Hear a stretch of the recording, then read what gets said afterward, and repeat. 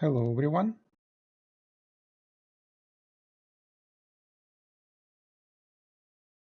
Just setting up the stream.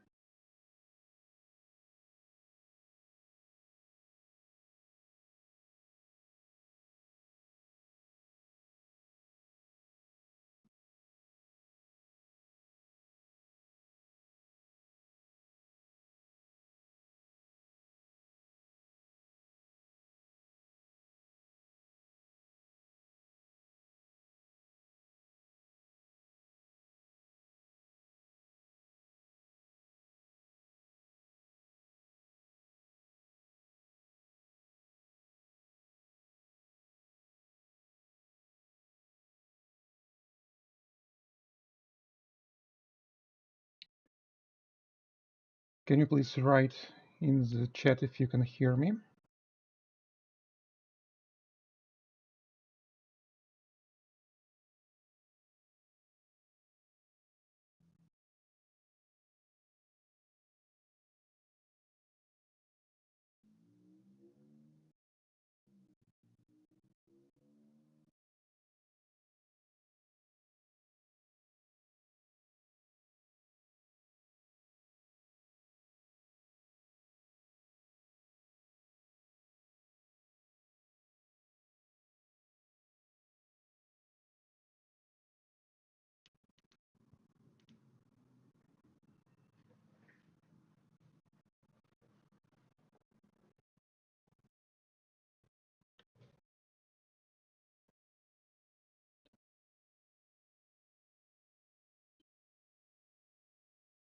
Awesome. Awesome. That's really cool that you can hear me. I think I have my webcam ready, my lights are ready, Defold is ready, and some code editing as well. Over here.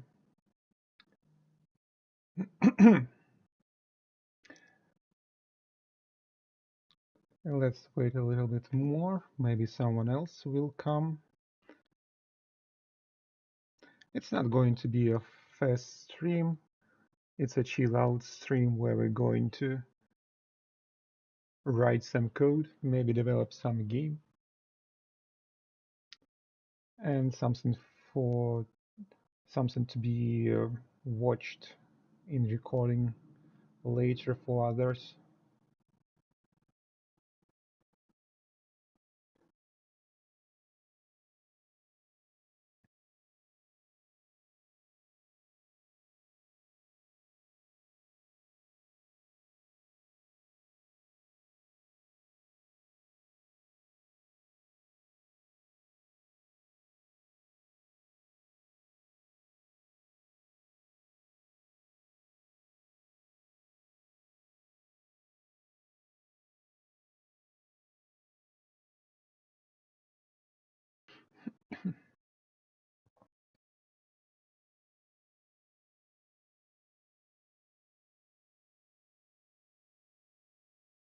Hello, hello.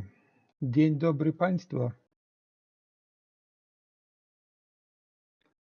Or should I say, dobry wieczór?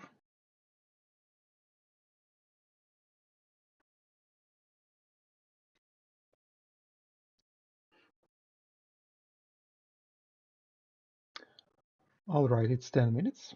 I think we can start. So, I have created a little framework in C++ to make games with Defold. And Defold uses Lua, as you all know, and I don't like Lua. And maybe let me explain it a little, why I don't like it, what is my beef with Lua. I don't like it because I've started my game dev career with Lua when it was Corona SDK about 10 years ago. And 10 years ago it was fine. Lua was fine. I liked it a lot. But since then, it stopped to develop. It stopped evolving. And now in 2023, it's I don't think it's okay for a major development language in game engines to be, I would say, so old and so unintuitive, I would say, maybe even, because even Python is coming up nicely. It's recovering from the disaster it had when they switched version from 2 to 3, and it was a disaster. And GDScript in Godot is evolving nicely. They're adding support for static typing, uh, for first-class functions. C# is developing as well. They're introducing ahead of time compilations, so they're really focusing on performance. And there have been many other languages like Rust, like J, Nim, and many others. And the whole idea of languages evolving is around game development. And Lua is stuck with itself. So we have Lua JIT, the only software that runs fast on mobile and in web browsers, and we're stuck with that. There are development of other Lua dialects that support static typing and some other stuff, but it's not industry standard. They are not used everywhere. So, and there are some flaws in language itself, like global by default. I think it's a mistake. And yeah, I wished Lua to be evolving these years, but it's not. And I don't want to code in Lua anymore. One of the main reasons is static typing. I love static typing, and it helps me a lot in my development. When you have big project with lots of code, with lots of files that you have to constantly checking up, it's really easy for typing to get wrong. So you're uh, writing some function that accepts one object, then you switch it to work with another object, and it becomes a mess that you cannot predict. In static typing languages, all the predictions come for you when you are compiling it. The compiler checks everything for you, so you don't have to worry. With Lua, I am worried that somewhere my code is wrong and it's not working as expected. And with when you have a big project in Lua, you constantly have this fear that somewhere, even though you're really careful with managing your code, remembering all the stuff, there is that notion of uncertainty that somewhere you have a possible runtime error, and debugging runtime error is just really painful.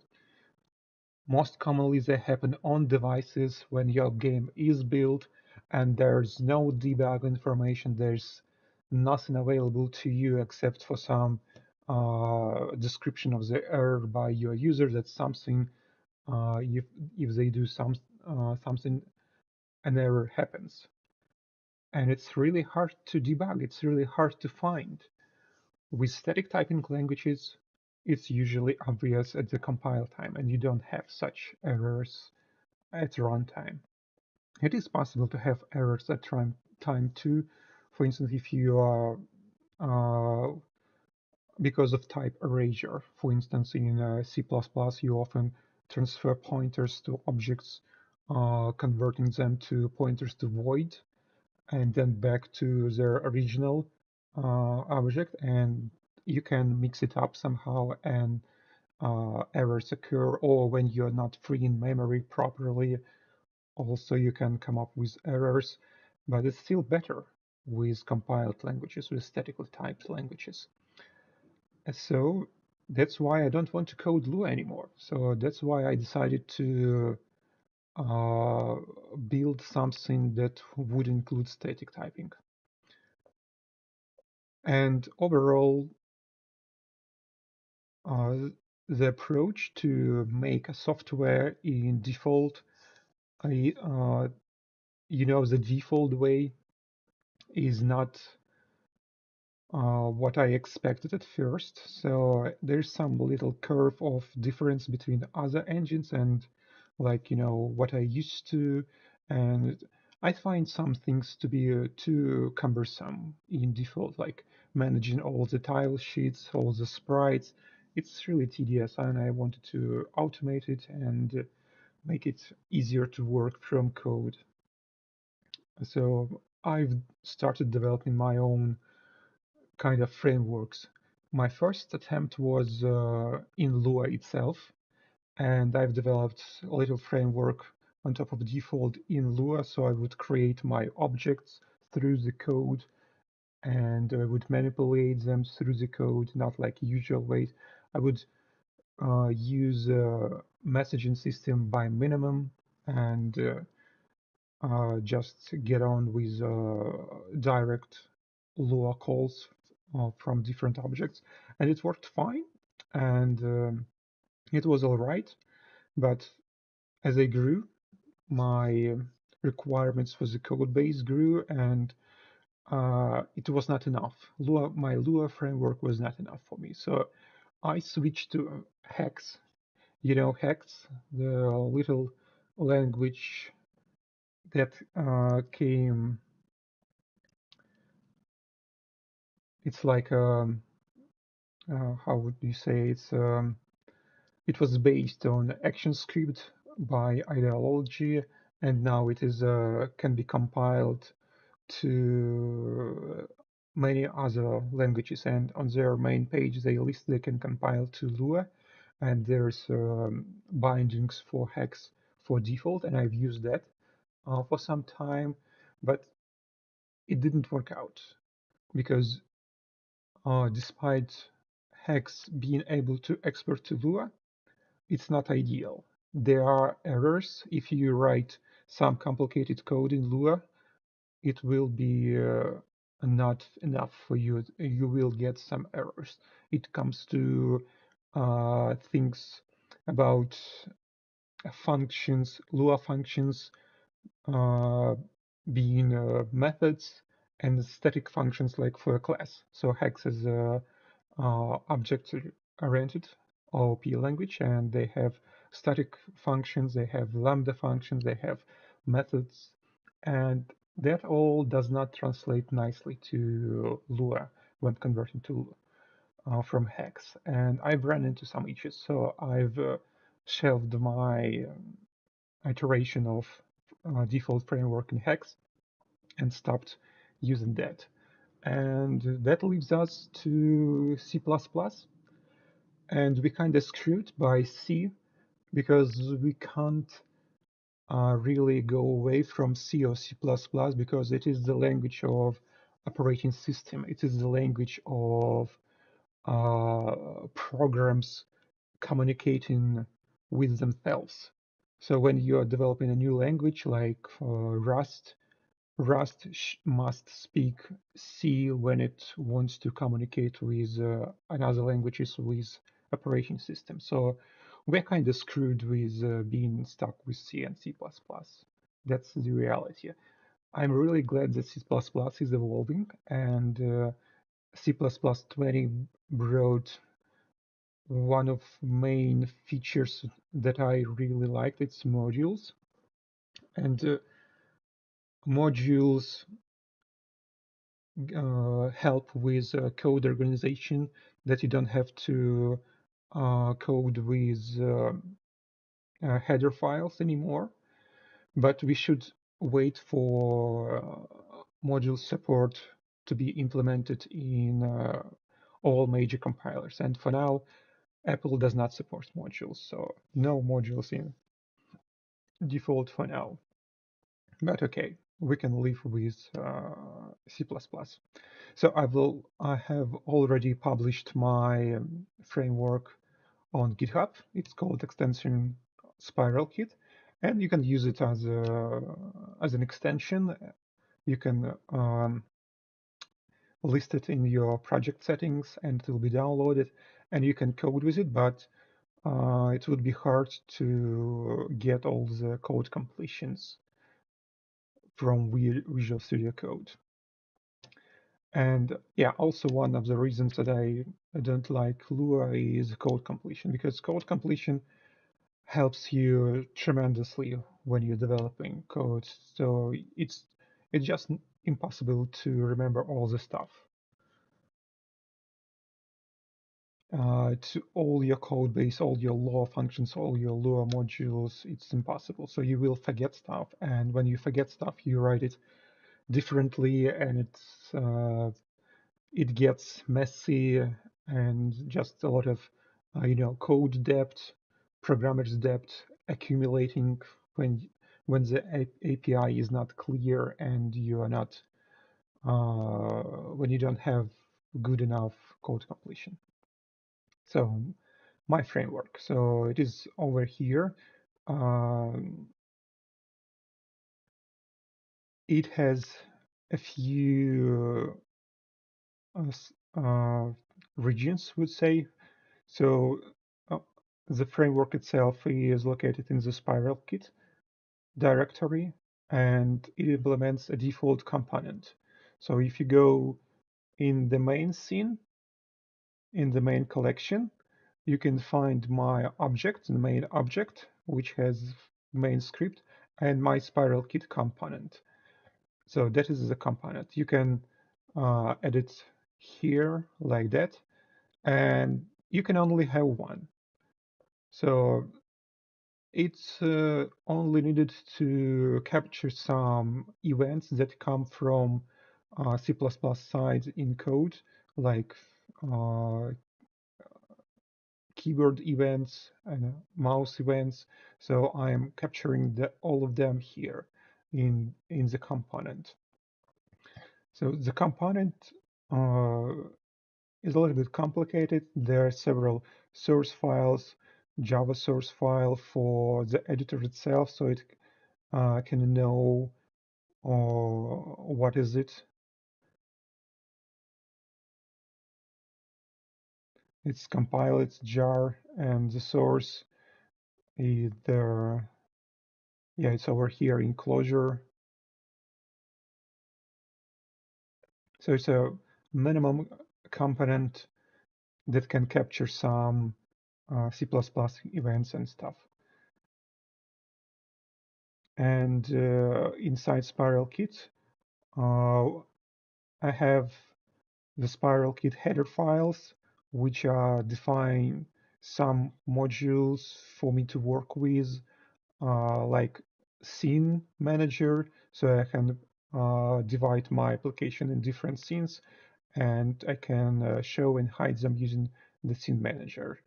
I have SK object, which is a base object for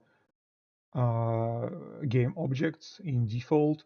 I can manipulate scale, uh, I can animate them and reparent them. I can get children of each object. So it's really useful information and helps a lot in development.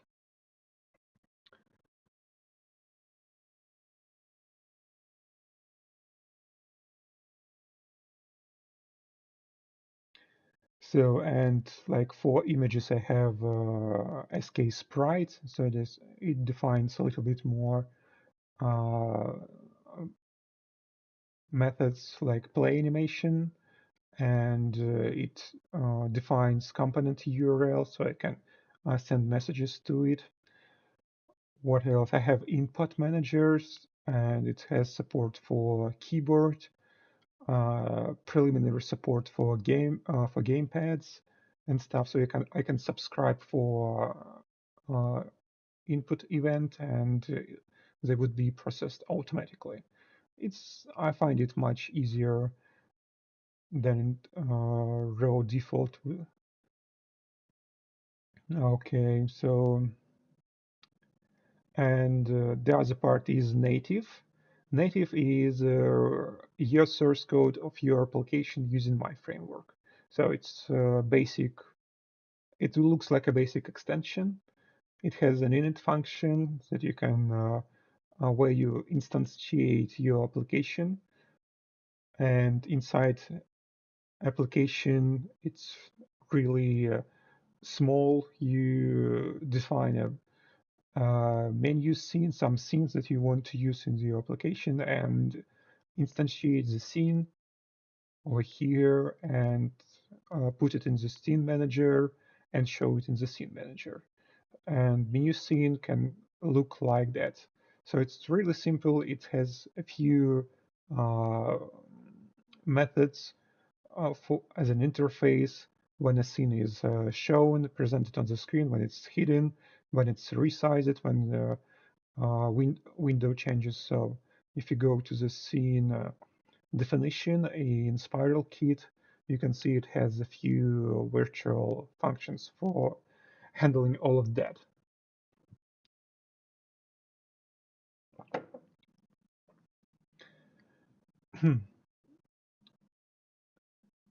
In Defold, I also have some management of resources.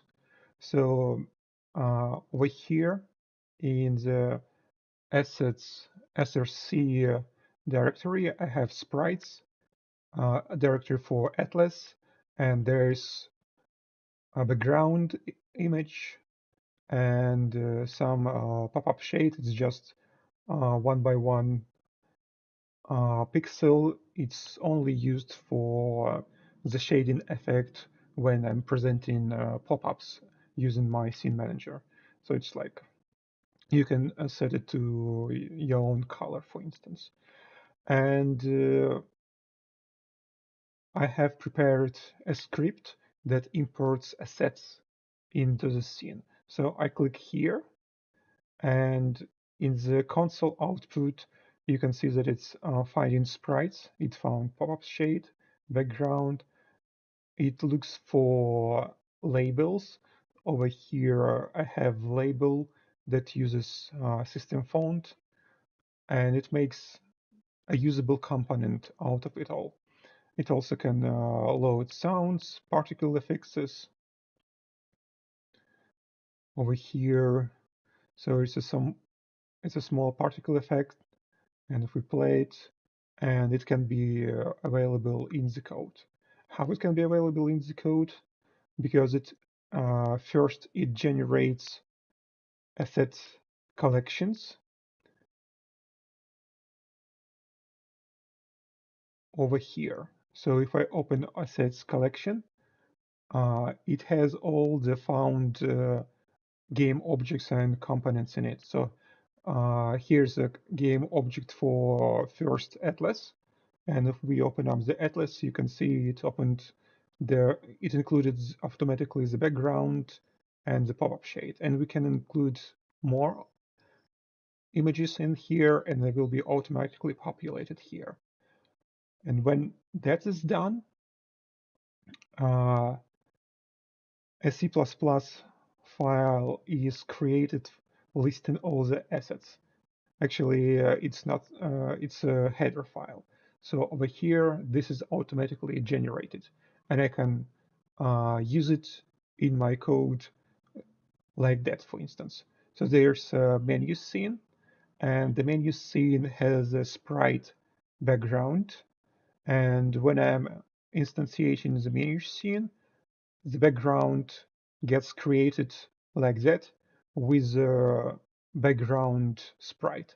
So I would just can do it like that. Assets, double colon, sprites, double colon, background. And this is the parent of the sprite. So, and on the resize method, I must size all my game objects appropriately to the window. And if we run it, we are presented with the background image on the entire screen, and I can resize it, and it will adjust itself vertically. like that. We can change that. I have a helper function here in the on-the-site method. It could be uh, either zoom fit or letterbox fit. Let's try that.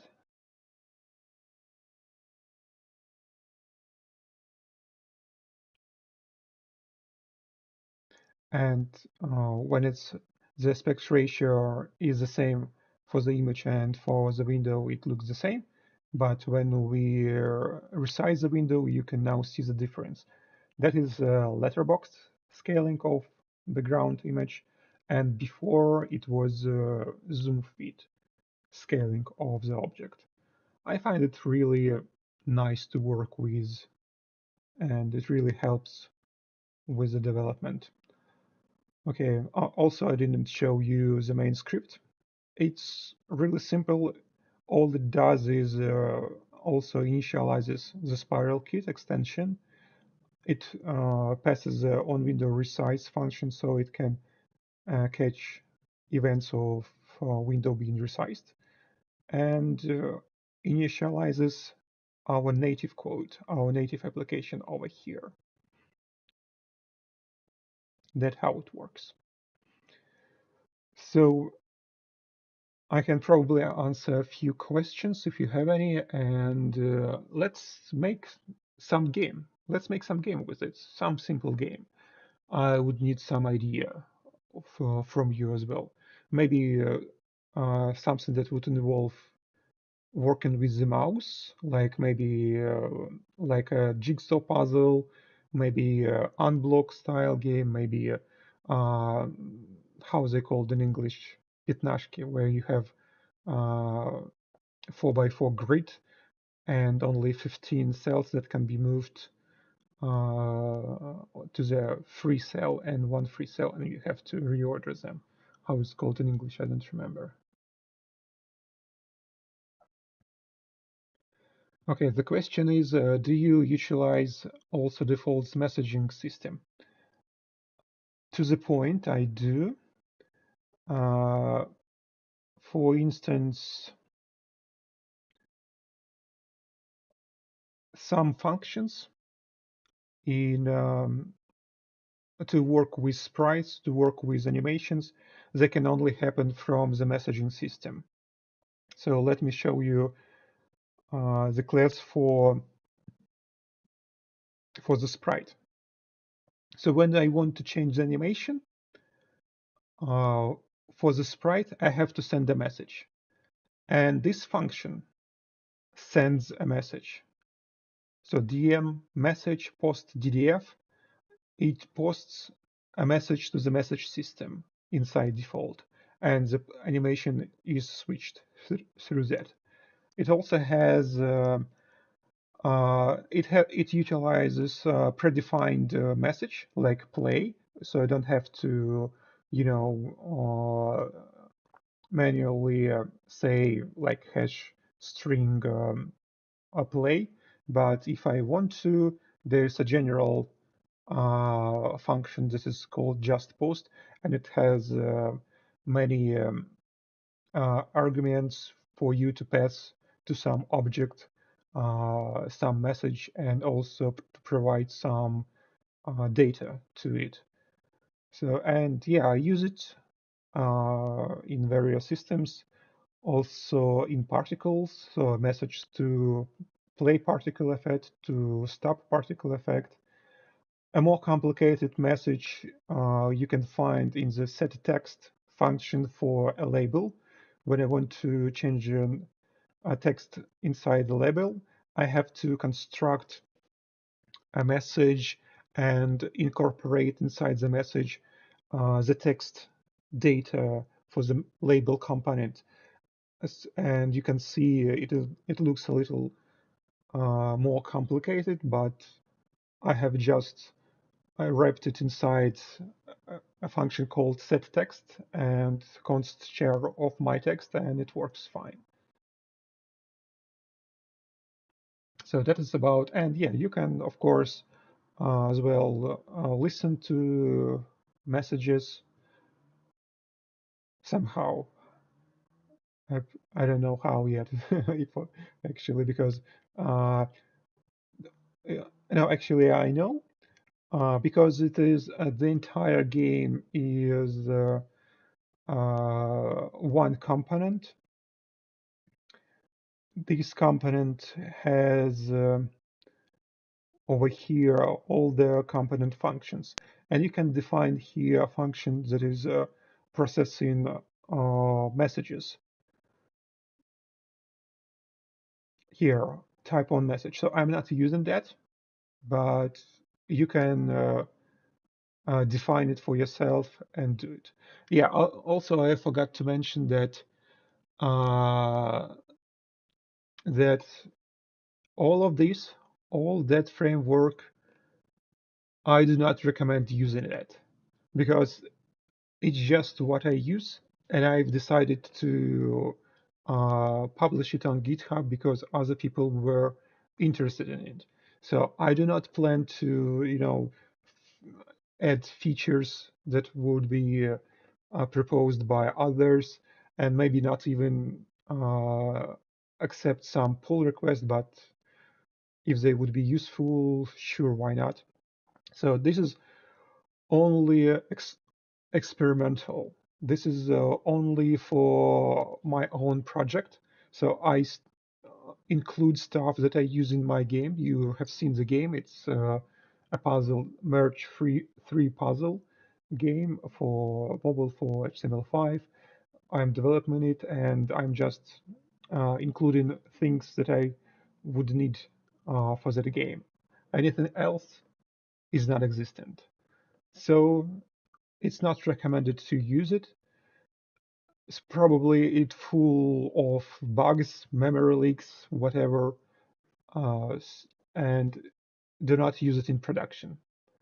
But if you are an enthusiast like myself and you would like to explore more options that Defold provides you, and if you are looking into coding in Defold in C++ anyway, then sure, it would be really helpful for you to work with it to see how I manage stuff. Maybe you will grab some code from me. Maybe you will build on top of it, and it's going to be useful for you. But for general public, for sure, don't use it. It's not going to help you much. If Lua works for you, of course, use Lua. And if Lua doesn't work for you, lose some typed dialect of Lua.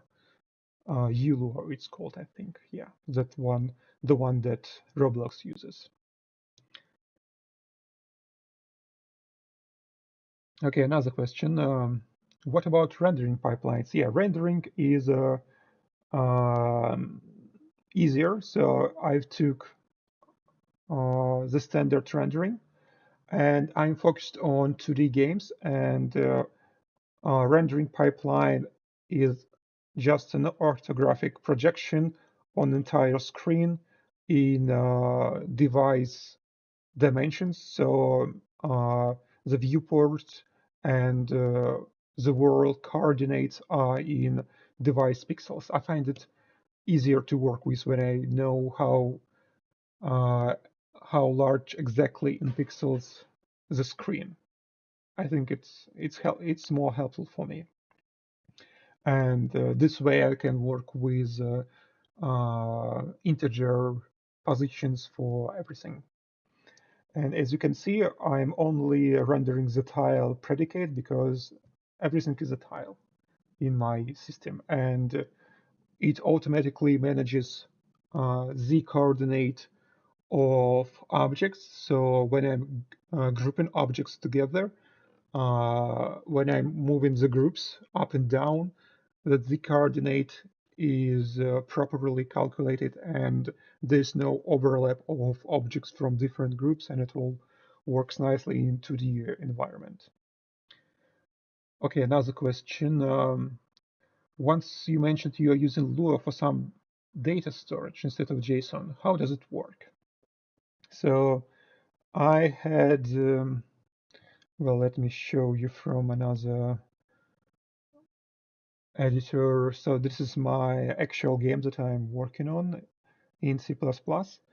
And in here, I have levels in Lua. So my level in Lua, like that. So I have the size of the level, some moves limit, how much moves a player is given to finish the level, targets for a player to finish, and the board is coded in this way. So, and I'm uh, using Lua for that because it's human readable, and I can easily output and read it in Godot, where I have built my level editor. So for that I needed Lua, and when I want to load this data inside C++, let me show you my level class. So in the level class, I have a load function, which takes level ID as an argument. And what it does, it uses Lua C API to require the level. As you can see, I'm getting the function, global function require. I'm passing my levels path to that. I'm calling the function. And in here, I have my Lua table of my level data, and I just parse it here and populate all my data for level to work with in here. And that's how it works.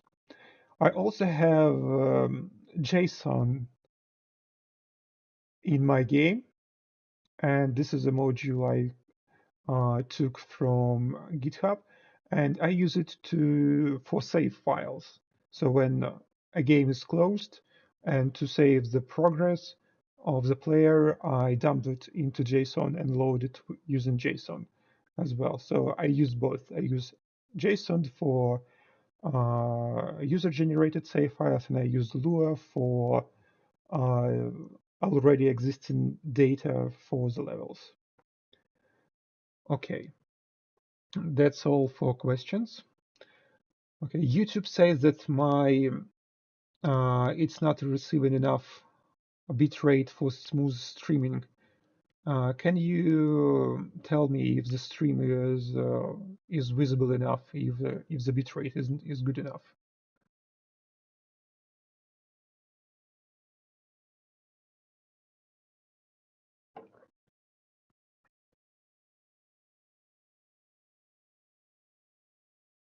Usually, I have a good internet connection, but my Wi-Fi router is not good, so it's sometimes it can act up and lose connection or become slow or something like that. Okay, looks fine. Thank you. Okay, so about game ideas, sliding puzzle, Flappy Bird, tic-tac-toe, tic-tac-toe. We can make tic-tac-toe, but it involves some logic to. No, it's too much logic, tic-tac-toe. Flappy Bird, there's only keyboard input and no, not much mouse input. Sliding puzzle. How it's called Pitnashki in English?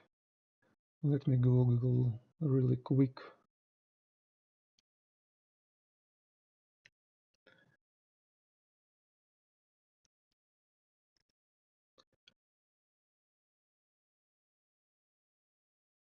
Barley break?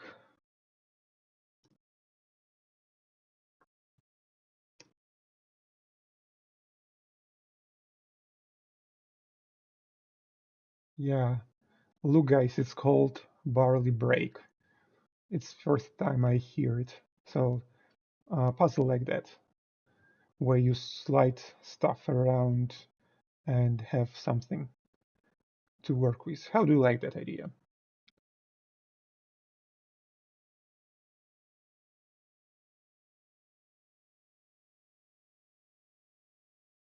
Okay, while I'm waiting on that question, another question from Pavel. How do you compile and build? Is building from default working with SpiralKit component? So yeah, one of the beloved features of Defold for me is their build server. Build servers in Defold can handle a lot, and they are actually building my entire framework and all my native code for the game in mere seconds. So it's usually no makes no difference if I'm working in Lua or C++. The building process is the same, and it's compiling it fine. And if I have some error in my script, let me demonstrate if I'm where my Veron editor over here, menu scene. Well, if I have some wrong code that would not compile and I send it to default for compilation, uh, can you see how fast it spit out an error message? It was instantaneous. So this code was sent to default server. On default server, a compiler was ran. It uh, found the error in my code and spit out the error message, and default showed it to me. It was less than a second. It's really fast, and I really enjoy it. So one of amazing features of default is their compilation and their support for different platforms, and it could really be a useful tool for things like you can use C++, you can make your entire game in entirely different API using, OpenGL or Vulkan, and just pack it inside default for redistribution to another platform. So that's really useful. That's really cool.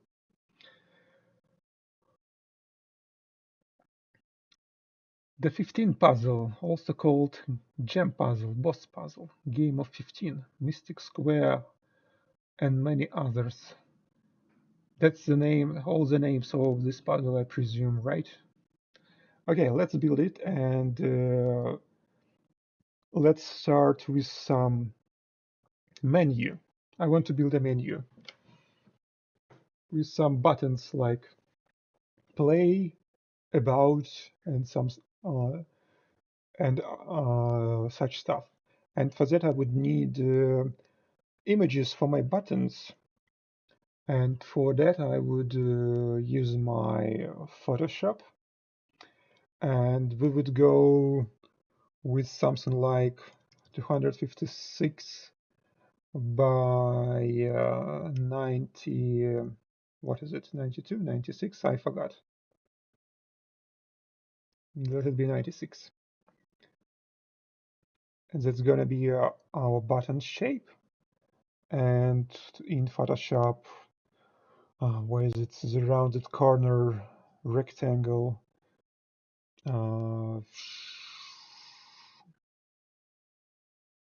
Here, let's put in like 16 and make it bright like that. Feel sure, why not something darker orange.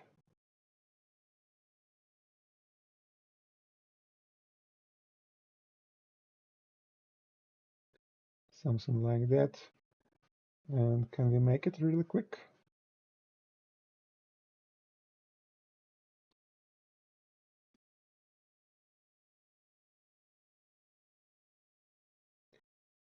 It looks ugly.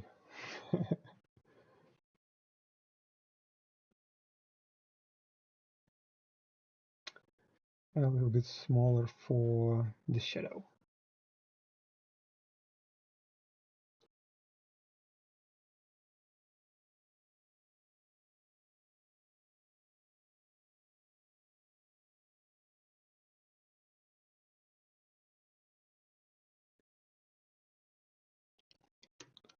4 pixels here, and let's make shadow effect.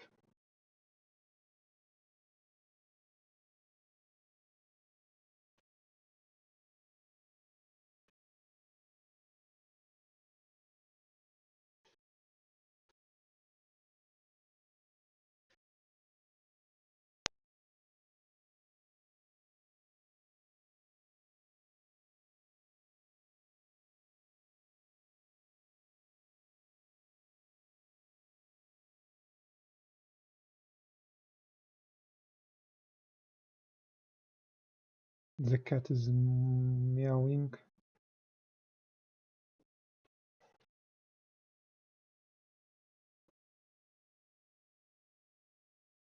Now, okay, a little bit smaller.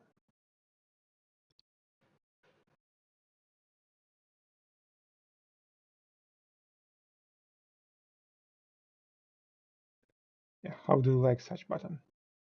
I think it's beautiful. Let's save it.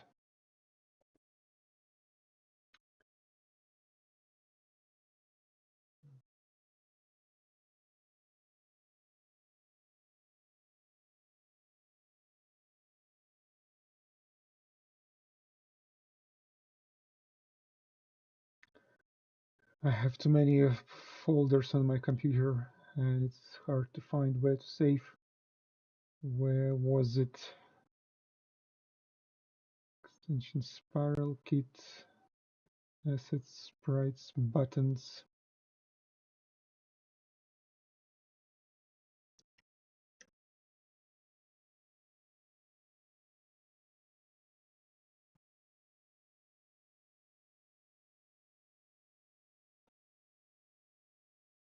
Button PNG. And now for the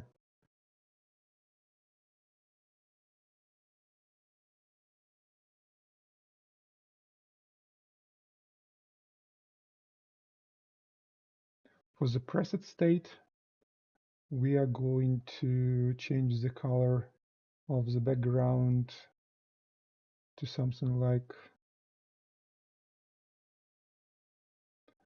where is it changes?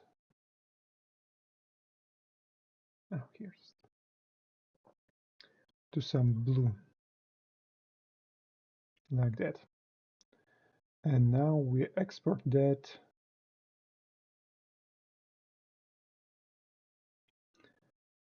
as a button pressed. Okay, now we have new images over here, button pressed button, and I go to Defold import assets, and they are being added over here in the assets. Nice. So now in the code, I can create a button. So I have buttons array. So DM array is built-in Defold, the container for things like std vector, but it's for their own usage, and I really don't know if I should use std vector or some other container, but for now I'm fine with the ones that Defold provides. Maybe they're better, maybe they're not. I have no idea. So let's create a button for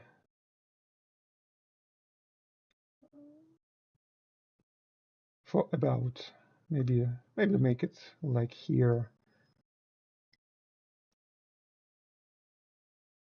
Yeah, about button.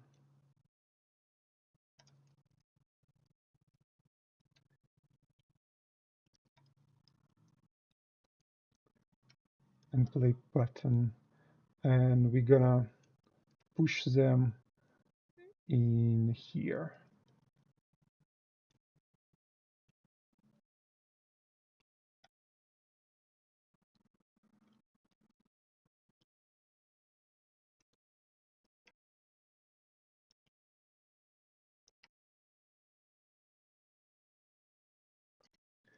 when live coding, it's always stressful and I'm gonna make a lot of mistakes.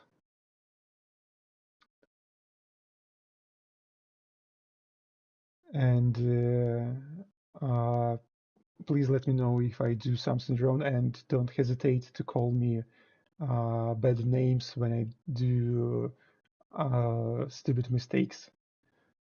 And by nowhere near I'm a C++ expert. I think there are very few people who are actually C++ experts here, and I'm definitely not one of them. So play button, about button, as you can see, they're not pointers. They're not like here, so I don't have to use new keyword to construct them. No new, but I have to initialize them over here. After background, I like to do it this way.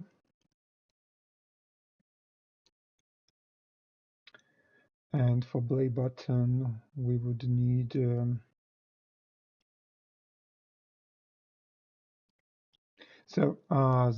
my buttons, they take as arguments image of preset state of the normal state and the preset state. As you can see, I'm using the $sign as a directory delimiter. The third argument is font for the label, so the label component. And I have one over here, and just normal white label stuff. And the parent is this. So this should work. And now for the other button,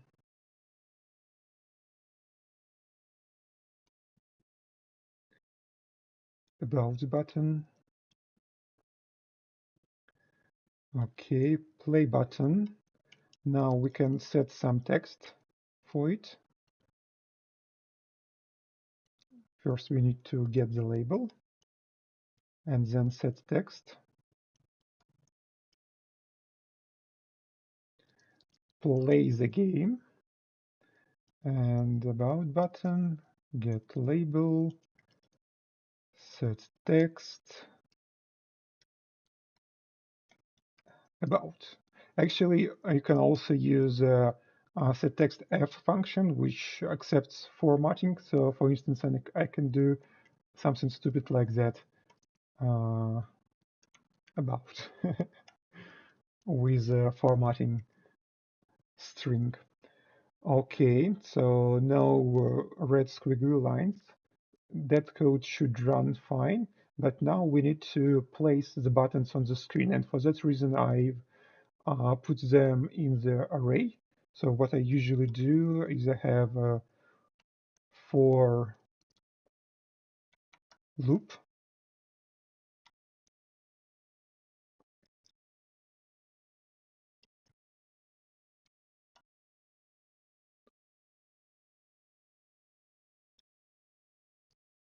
Where I can set for them their scale, and their scale should be something like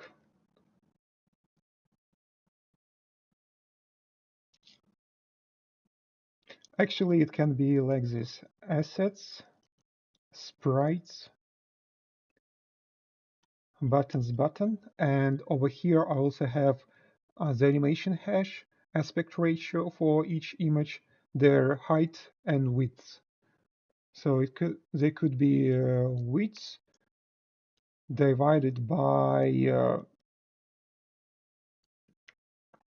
screen size width. That would make it the button the size of the entire screen. And if you want the size to be, I don't know, 10% of the screen, we can make it as like that.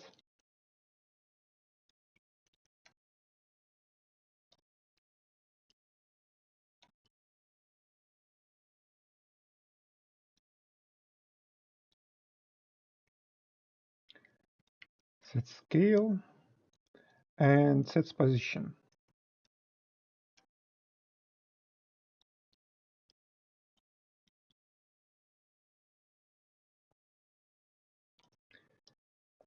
Yeah, while I'm coding, I'm not talking, and yeah, it's gonna be boring.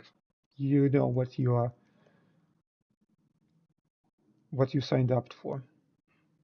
So for position, let's make it vector 2, and this the x position could be something like minus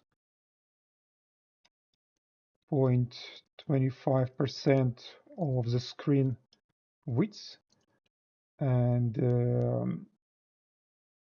the y position could be minus 25% of the screen size height plus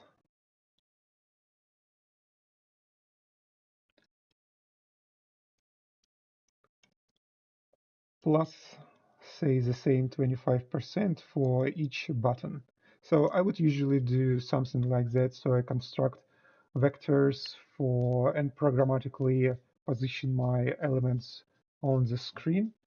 And I think it should compile, but I'm not sure because it's a live stream. Let's see. It compiled, but they're not on the screen for some reason. So yeah, that always happens on the streams. And that's probably because I don't know. Let's not set the position for them. Would that change anything? No. Where are my buttons? Play button over here. Yeah, we have the images. Maybe my scale. Let's not scale them. It always happens.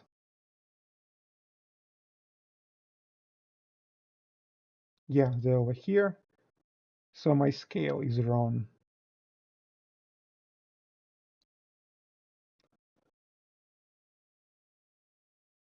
Oh, right. That was wrong. For 10% of the screen, it should have been like that. And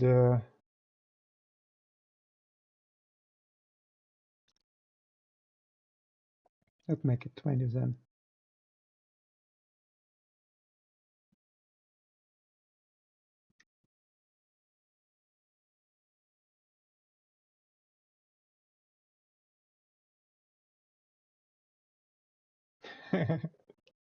Well, that is too big.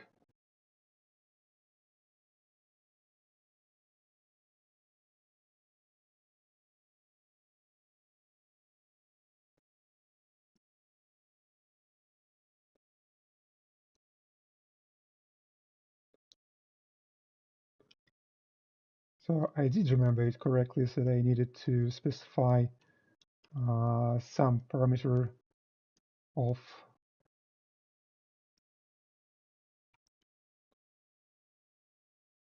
width and height. How about that?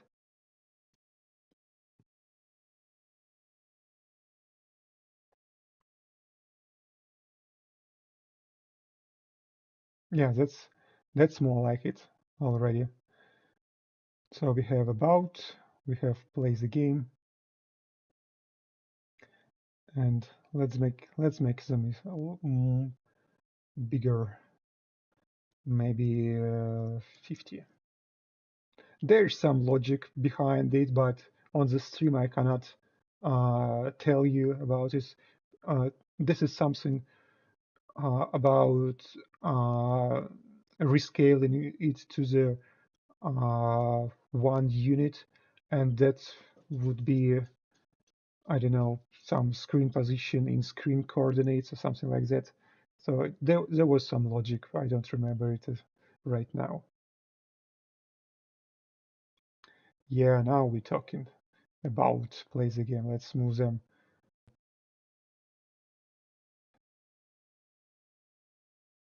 So that would be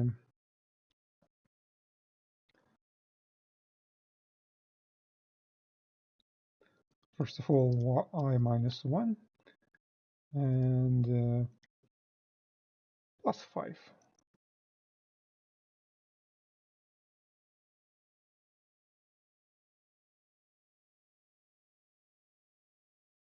No,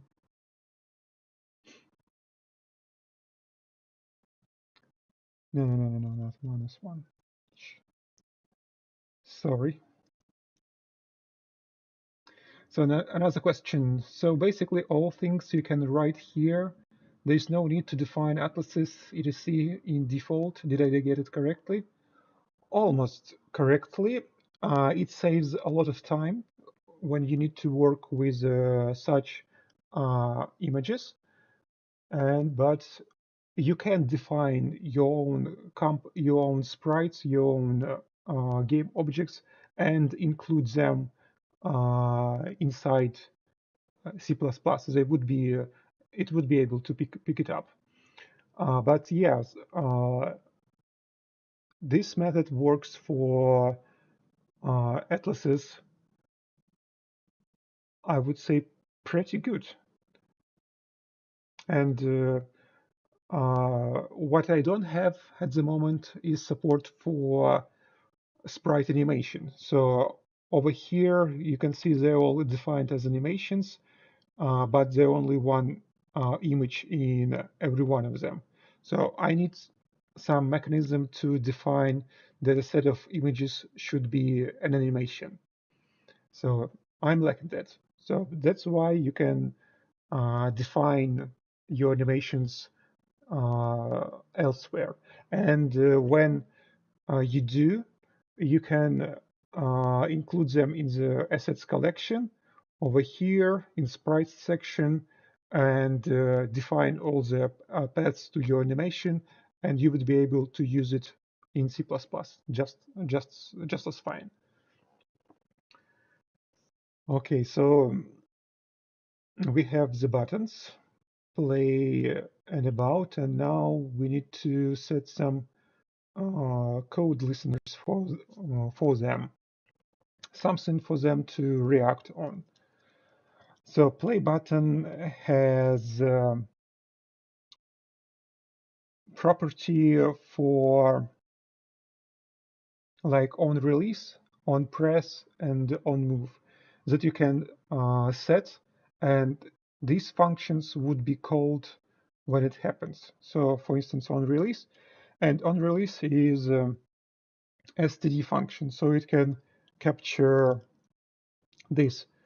In C++, functions are not first-class citizens. They are pointers to some data, and it's harder to work with, harder than in Lua. It's one of the downside of the language, but it's getting better. So this lambda receives itself, UA button, um, maybe a pointer, don't remember exactly. And we can write the function body over here. Let me remember the syntax from my other game, because remembering stuff is hard.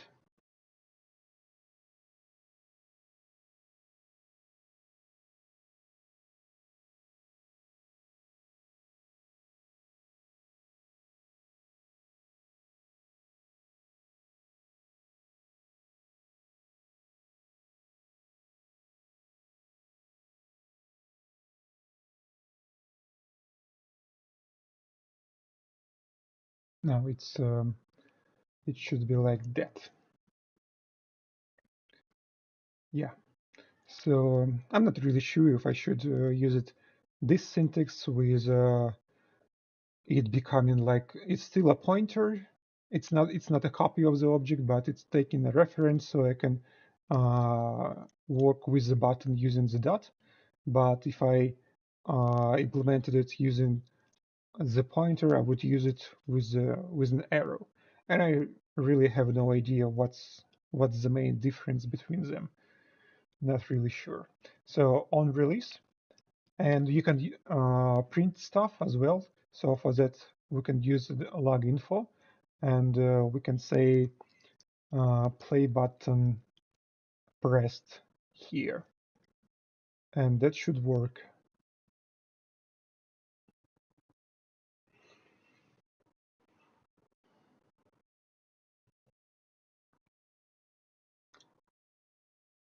Yeah, it does work. So about my buttons and my uh, touch manager, input manager. As you can see, I'm clicking here, and now I'm still clicking, and I am moving my mouse cursor on the window. You can see that when it's outside the button, it automatically detects it, and if I release mouse outside of the button area, it would not trigger. So I've released it and it doesn't trigger. It only triggers when I'm releasing inside the button. As well, it supports focusing of the event. So right now I'm clicking the play game button, and when I'm moving my cursor to the other button does not react. It would not accept the input, the touch input. It only accepts the touch input of that button when I'm still pushing the mouse, and it's still only reacting. Only that button is reacting. So I think it's really cool. This implementation, this idea I took from Corona SDK, that is Solar 2D. So yeah, I really enjoyed working with Corona uh, many years ago when I actively used it. And when I switched to Defold, I took many ideas for my code organization from there.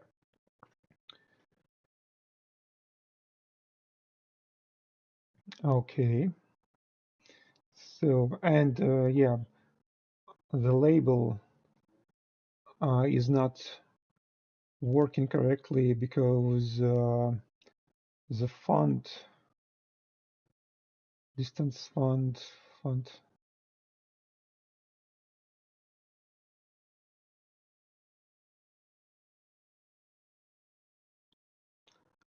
maybe it should be a bit larger.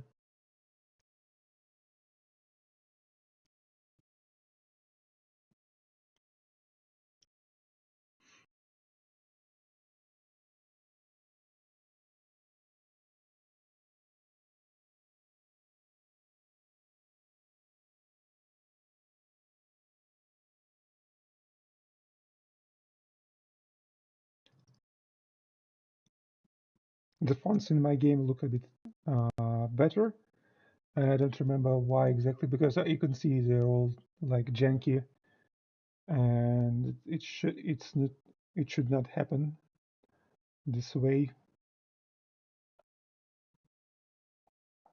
We can of course set the scale inside the button for the label. Let's try.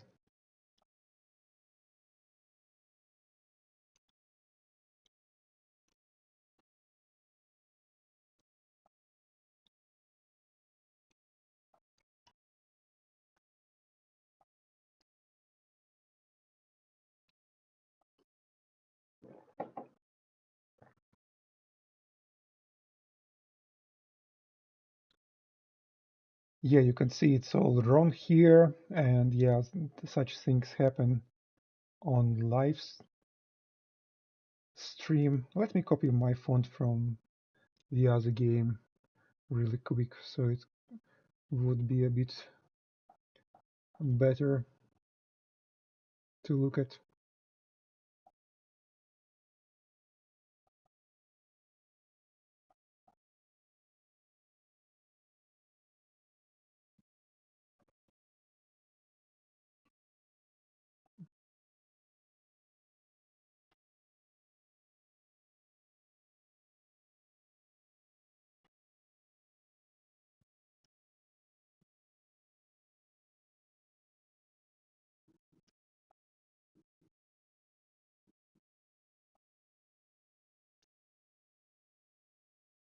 I don't know how to use OS X. Okay, like this. Okay, there's free font over here. And if we go to the component here and switch the font file to this, I think it should look better.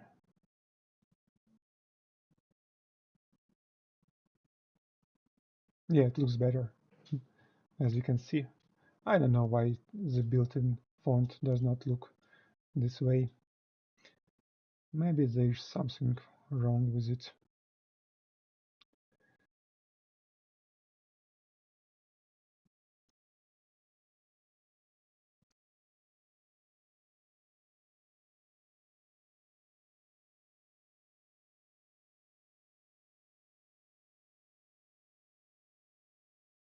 And I have runtime errors.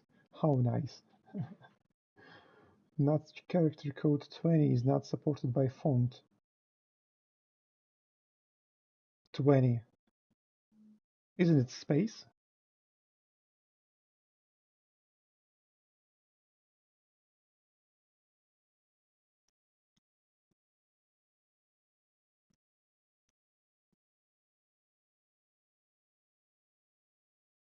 Oh, runtime errors during the stream. So nice.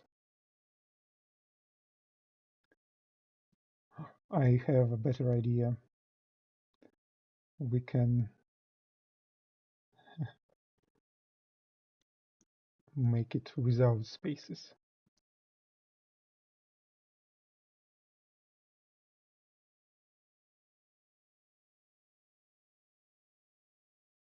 Yeah, no spaces, no errors. Nice. Okay, so let's create.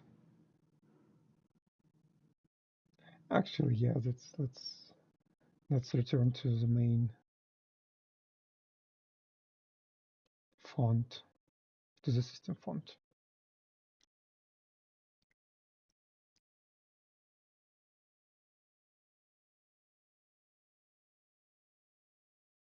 And now it looks better for some reason.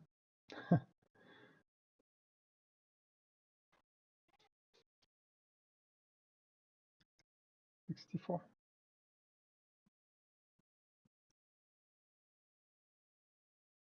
Yeah, yeah, that's nice. That's nice.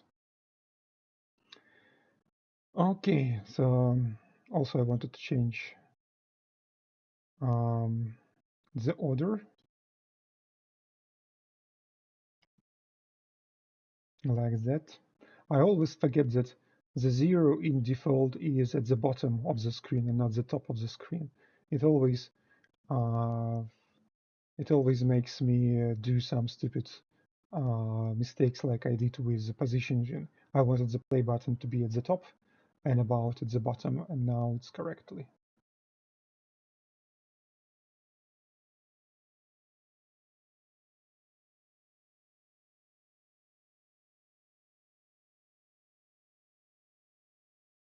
Also, sometimes I get a bug where I cannot click anything when I'm running the game. When I restart the game, it's starting to work again fine.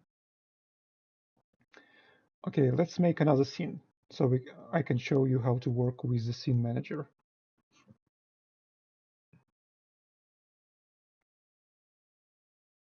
To make this new scene, we take the old scene and copy it.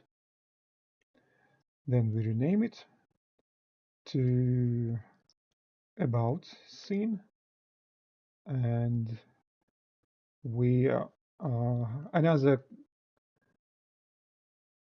great feature is refactoring in C++. So I can rename the symbol over here, and you can see it renamed it over here as well. And that is super nice. And also it broke my old scene. Everything is not all right. Sometimes it works okay if I don't have anything clashing. So about scene hashes, here's in the parameter the hash name of the scene, and I've already prepared an about hash. So, and it should have just back button and that's it. Back button, no buttons,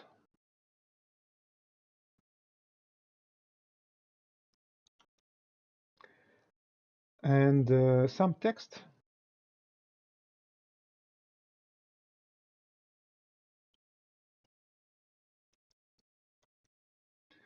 For the about screen.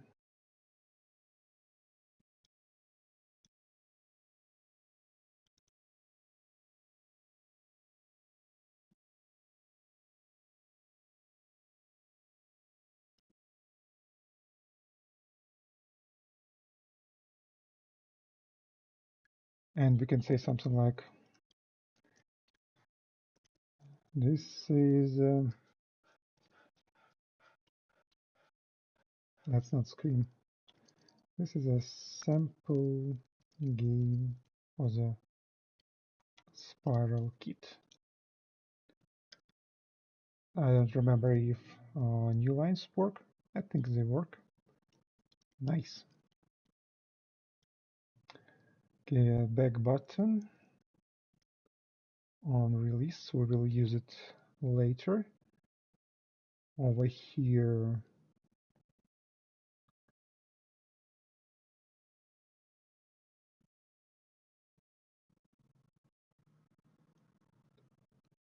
we would set the position and the scale, the same scale from the previous scene, and position could be no, not the same. Let's make it smaller, 25, and it could be minus 35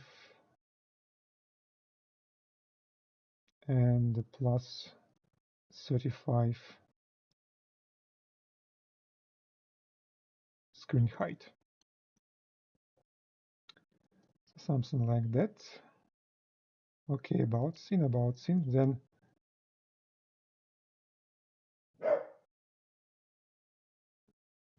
Steven, be quiet. Let's add our about scene here. Forward declaration, so we don't need to include it.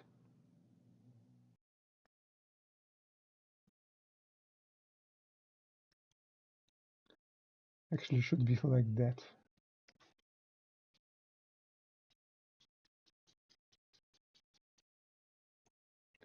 Code styling. New scene, about scene.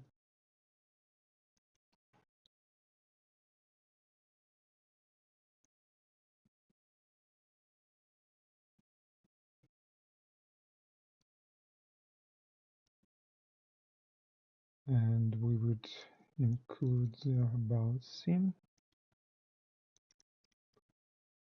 over here, squiggly lines. Oh yeah, I forgot to change here the define, the guards. How about now? C++, yeah, nice. Okay, so we need to define the label.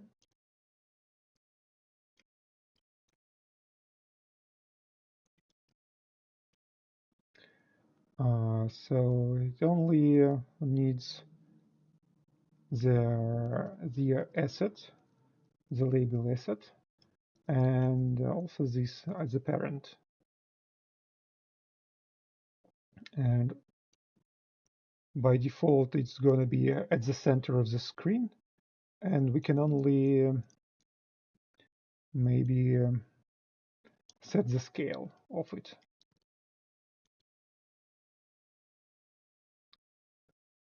something like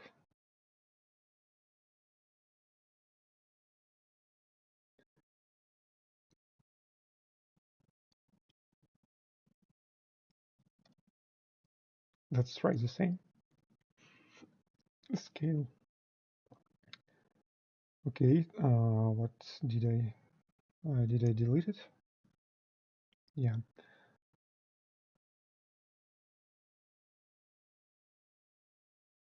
So now in the menu scene, when we click the About button, let's duplicate that.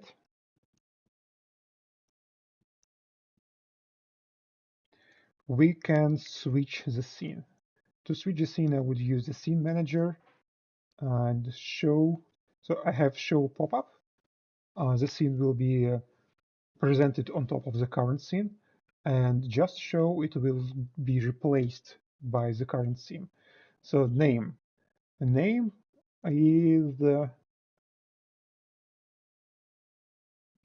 hashes about scene transition. I have a few scene transition implemented. None, it would be instantaneously, and a few sliding ones. Slide left, I would typically use that.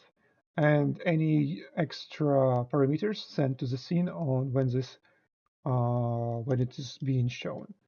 Right now, we don't need any. So, and really similar code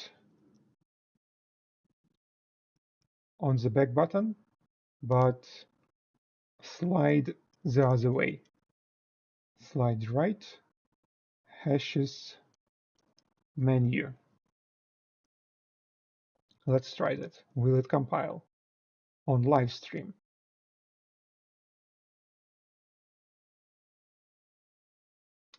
It does. Okay, about.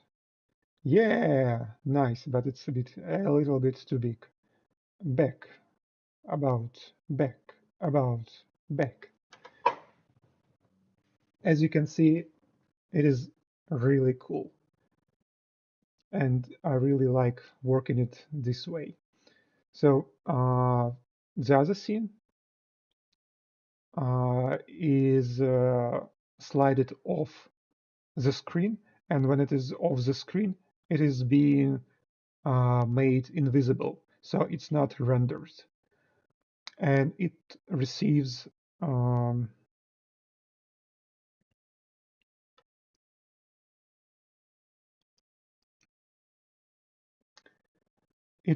signals like on will show, on did hide, and all that stuff. So for instance, if I do it like here, then login for about will be shown,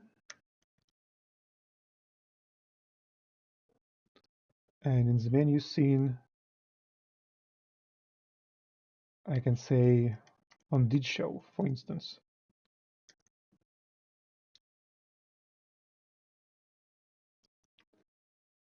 Menu did show. Let's try that.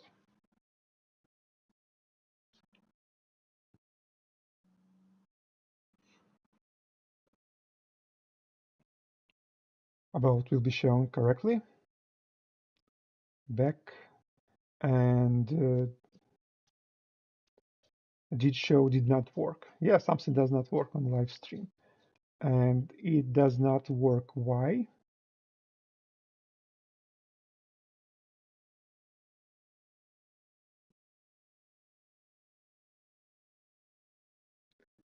The name I think is correct. Yeah, okay, probably some bug. Doesn't matter.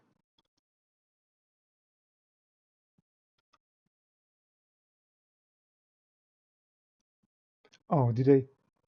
Yeah, I didn't delete this, the user data. Let's try again.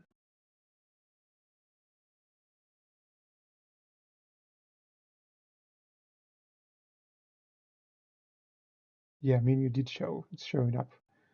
So now it's working. Okay, and the text is smaller now. Nice. Okay, so now for the play scene.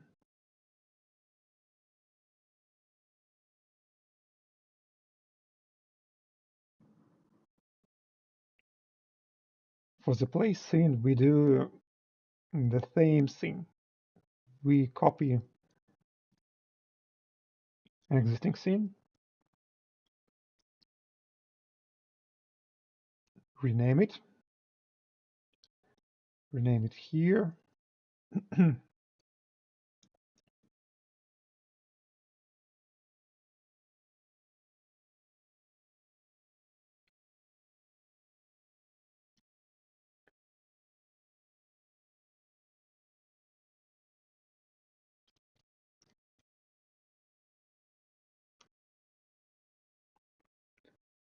And what hashes play? Now we need to define it in our application.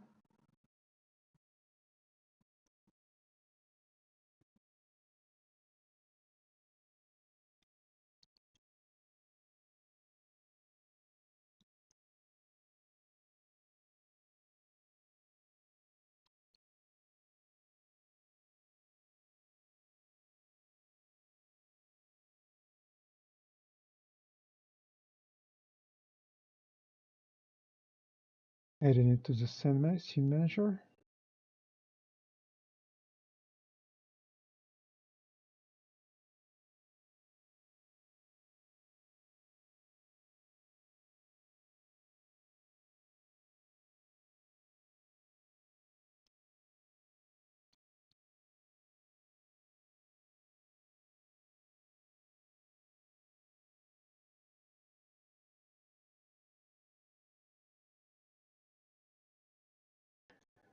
Something like that should work.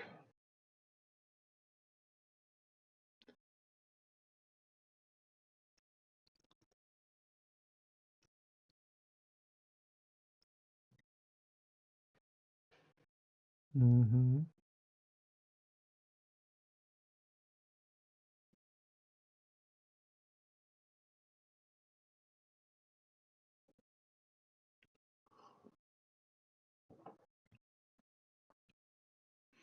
Okay, about play. Yeah, because play does not lead to another scene.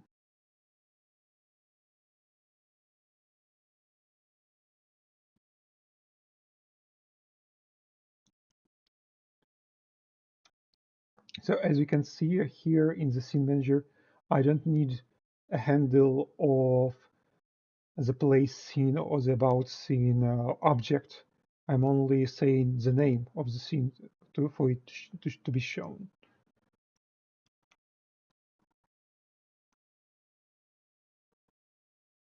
Let's slide it down when using this transition.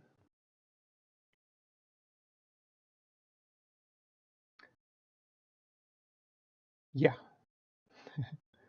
something like that.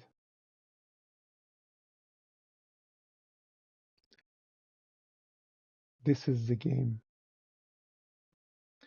Okay, so what do you think, guys? I think it's quite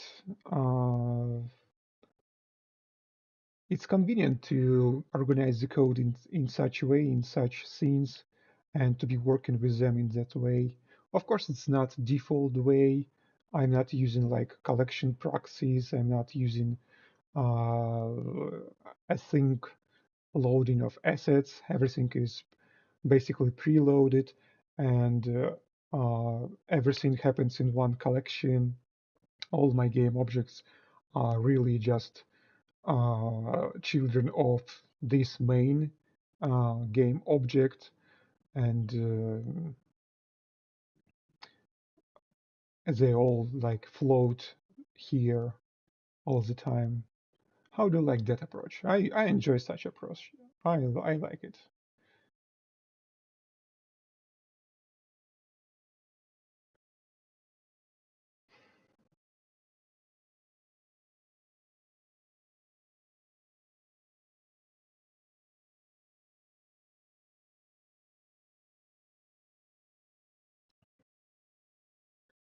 The dog is sleeping.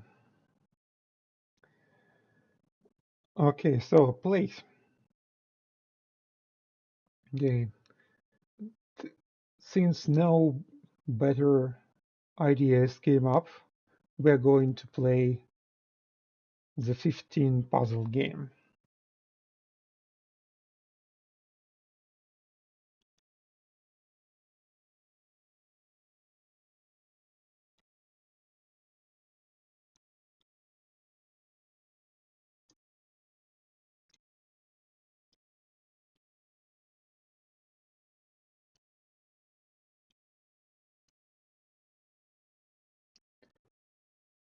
So I've set up my render script so that 0, 0 is at the center of the screen. I like it this way.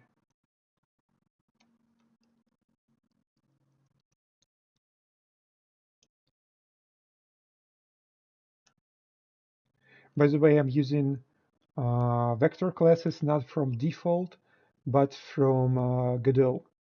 There, I just copied them from the Godot game engine because I like to work with them. They're nice. They have really nice functions, and they can uh, operate with each other really nicely. So yeah, I like them. They're small. They're not complicated. I've even used the Bezier interpolate function in my game, so that was fun. I didn't know it. They had it. They have slurp, they have lerp, so this is nice.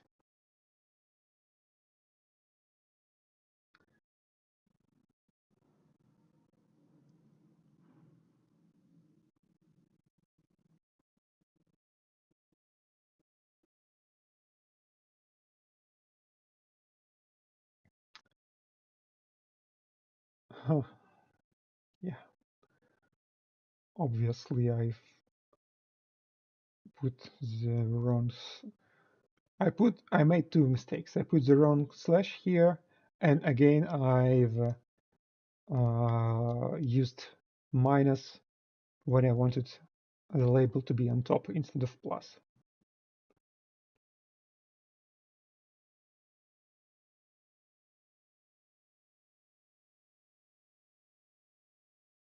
Yeah, it's on top here. Okay, now we need pieces for the puzzle game. And what would we need? We would need maybe placeholders for the board and pieces that we are going to slide. Let's create new. Let it be, I don't know, 129, 129. And for the board, it can be white translucent.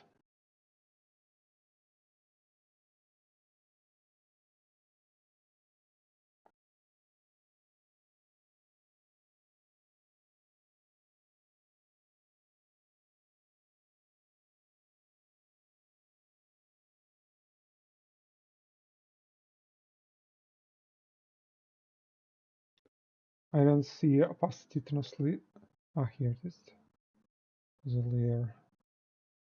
It can be a bit translucent, like 50%. And we can add some sort of uh,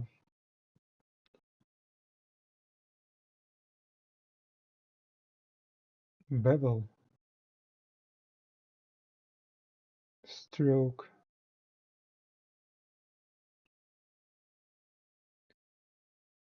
some grayish maybe, or something more to the wooden color.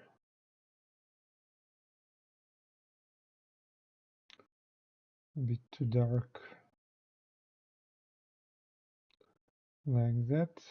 Size, let be 8, no, 8 too much. 4, 2, That'd be two. Two is fine. Okay, so that is going to be our placeholder.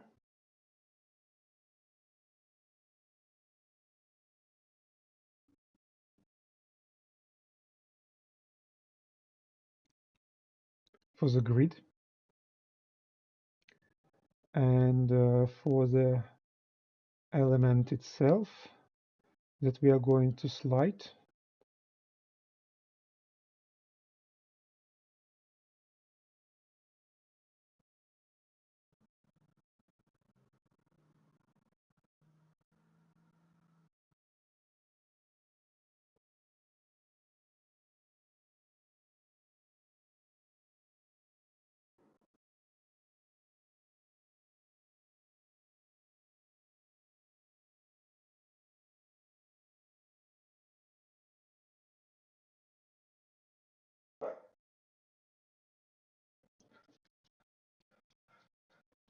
something brown.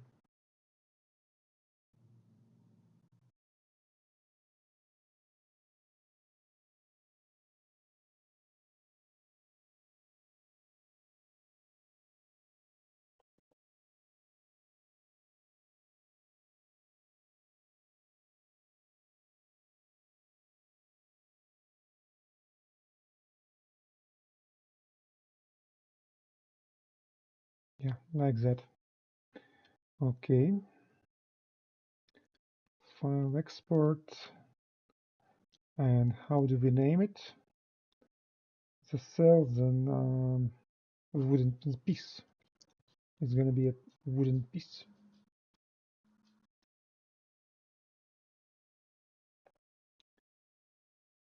Okay, we have them in our assets folder.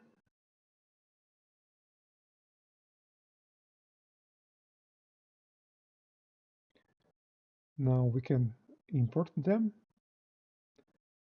We can see that they've been added here, and let's check the atlas.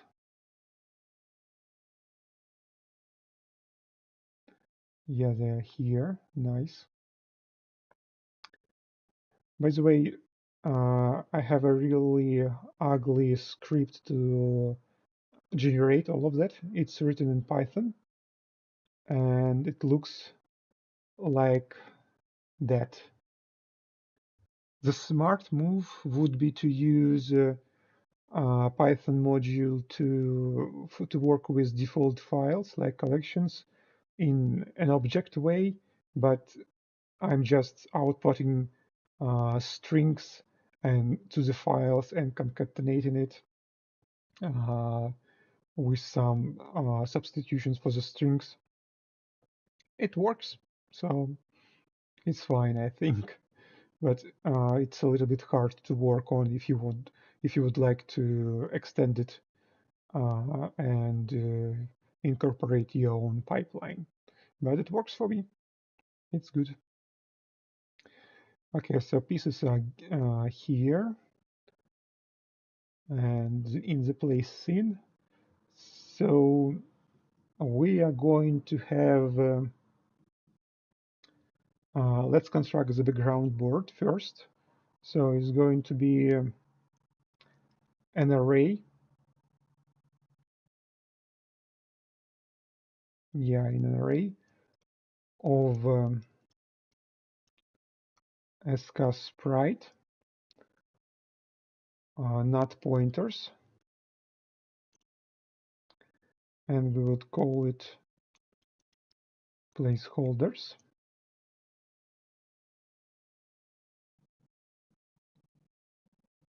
And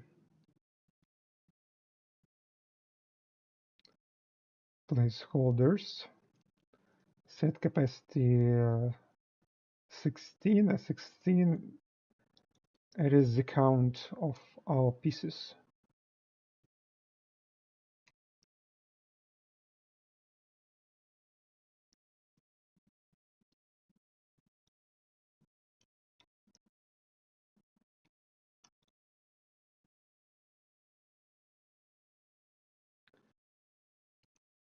Now we can generate them.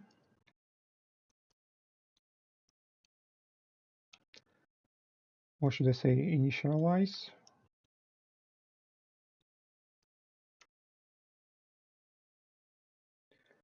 Recently, I've discovered in C++ a thing that is called placement new.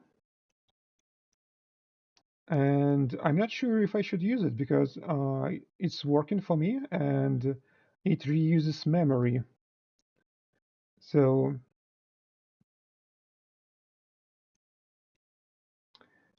over here, I'm creating an array for placeholders. I'm setting capacity to 16 to this the number of pieces. And also I'm setting the size. What I do with that is that I'm allocating memory for all the pieces of SK sprite. They are not pointers, they are full objects here. And to initialize that memory, uh, I can do it like that.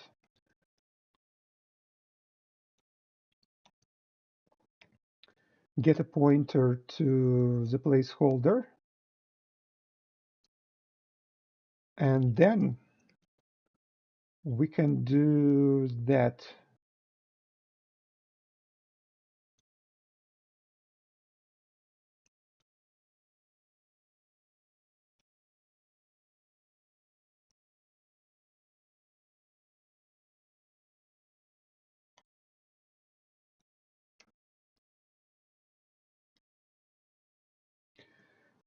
So this thing does not allocate new memory. It reuses the memory from here and creates a new object sprite.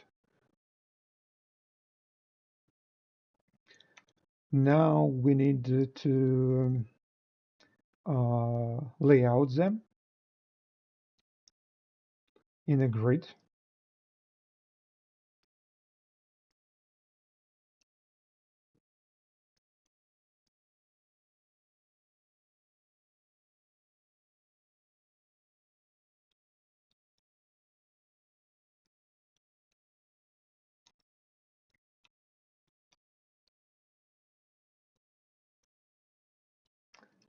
4x4 grid. Can I make it const as well?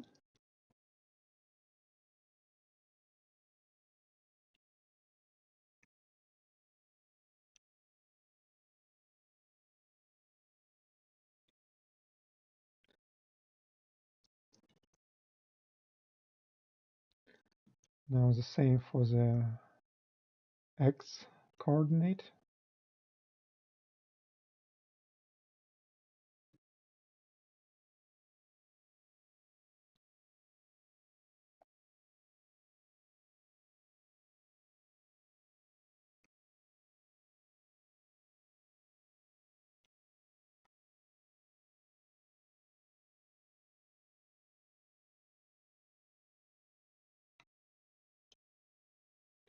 And this is the common computation to convert from indices like 1, 2, 3, 4, 5, 16 to from x and y position to indices or inside the array. So I don't have to use like, multi-dimensional array. Single size, single dimension is just fine.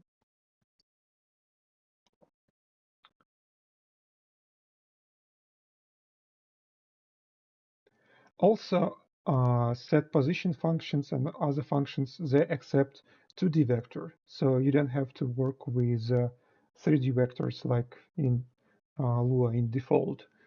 I think it also helps eliminate some errors.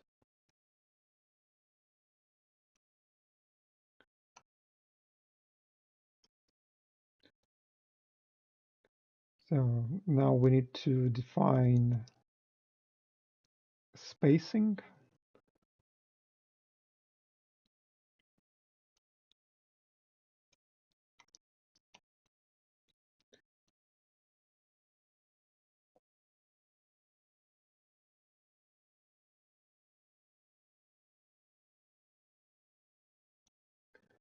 And it could be something like,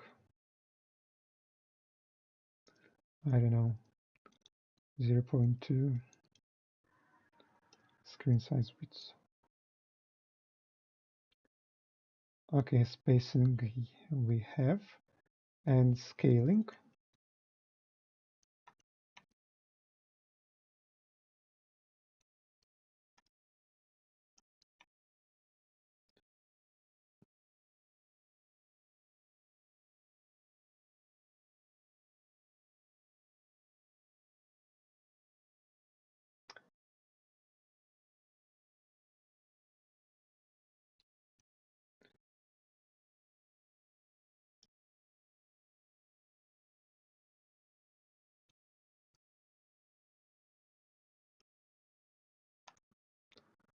I'm not sure what I'm doing here, but we'll try.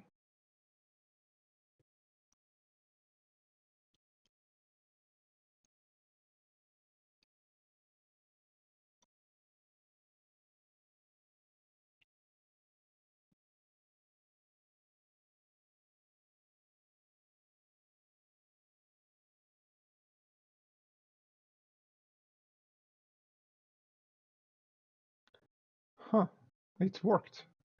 But yeah, I just need to reposition it to the center and scale it down a little.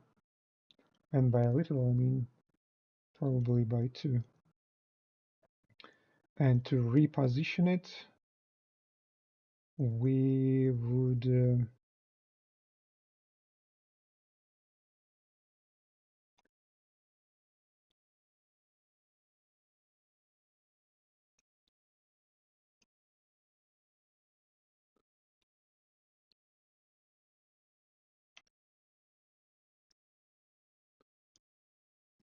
offset it by the half of the grid size. Actually, let's make it vector.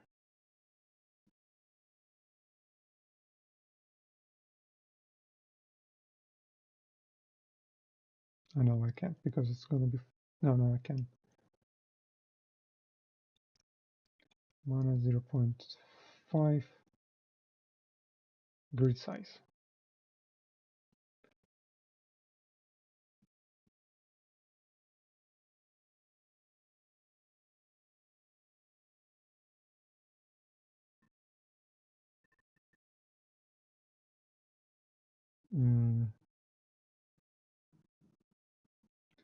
It's better.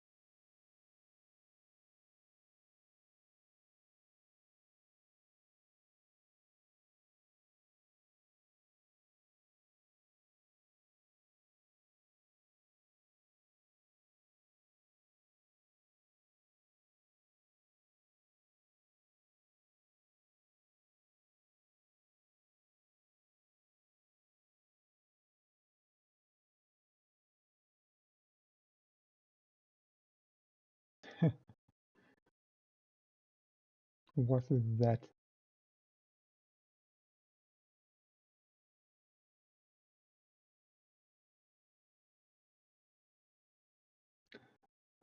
Yeah, because it's... Yeah, of course, always.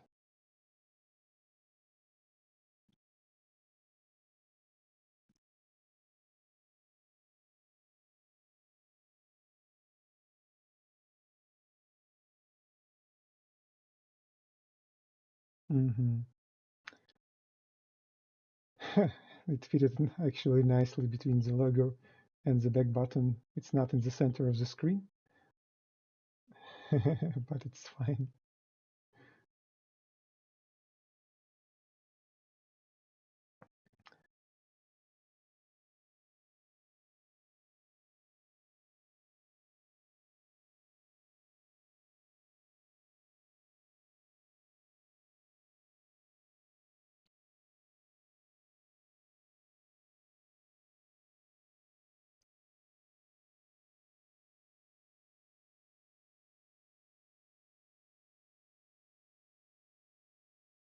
and we have to shift it by another half because the 0, 0 of the tile is inside the tile, so it should be offset by another half of the tile to be on the center. Okay, we have our grid ready. So I think it was really easy to also implement. How would you implement it in regular default using regular methods? I actually don't know, because there are so many ways you can make it. You can lay out by hand in the collection file. You can also do some scripting with Lua and repositioning them, but this method, look, there's barely any code in here. So we're creating sprites here and we are positioning them here. Very few code, in my opinion. So now for the pieces.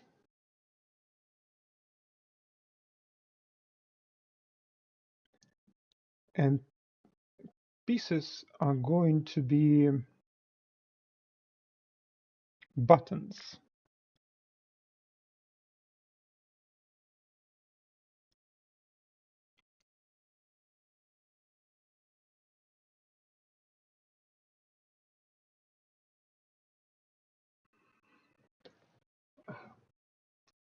So I'm streaming for almost 2 hours and I still have 2 viewers, right? So I still have someone who is watching me. If you're watching me, please say something in the chat.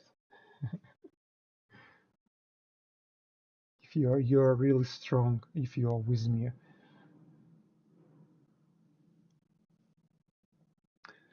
Okay, so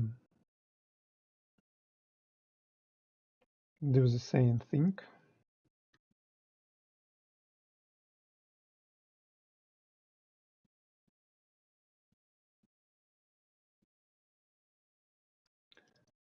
-1 because we only have 15.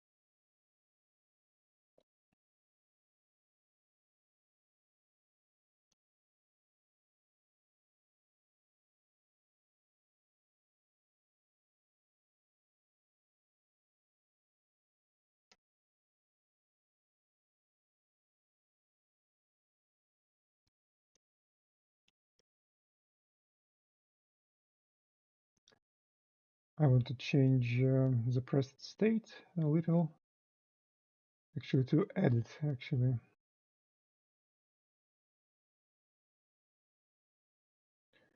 A little bit darker. Yeah, like that.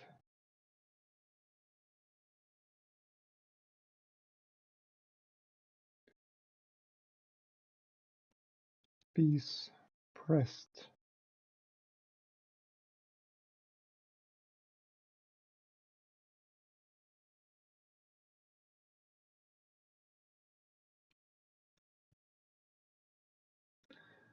Yeah, Pavel is with me.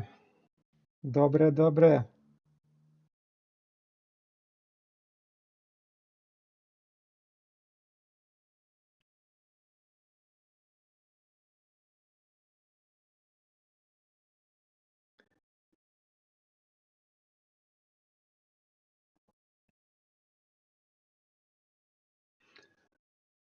Okay, so now I also have to store grid position for each piece so it knows where it should be. So Let's make it maybe like this.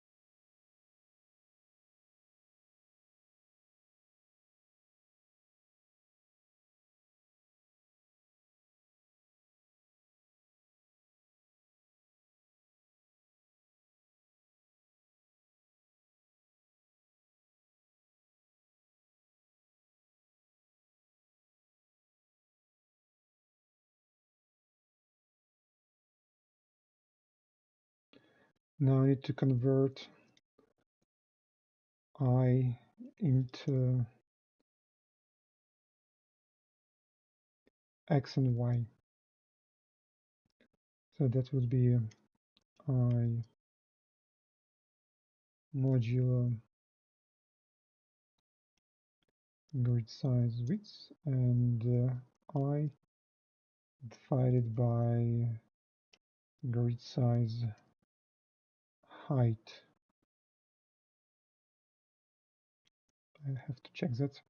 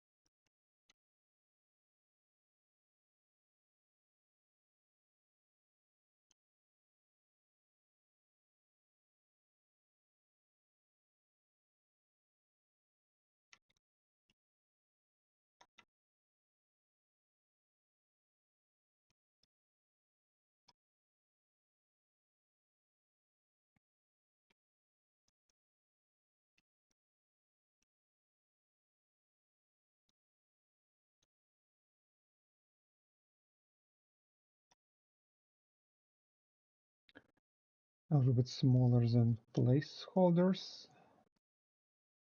Scale.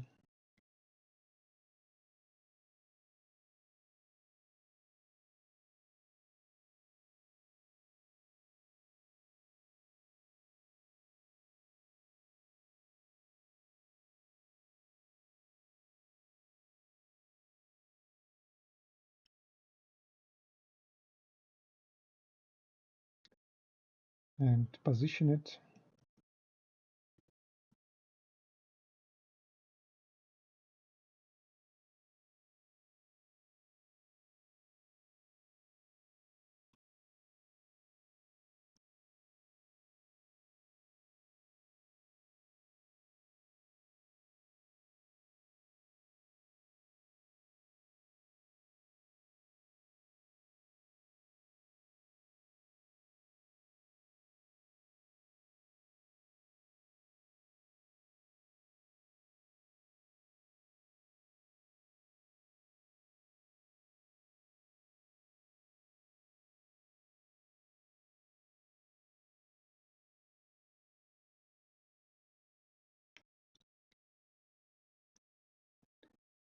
It should be calculated, but I'm keeping it like this for now.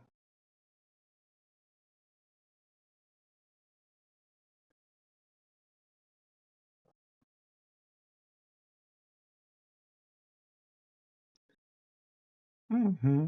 Almost nice, almost nice.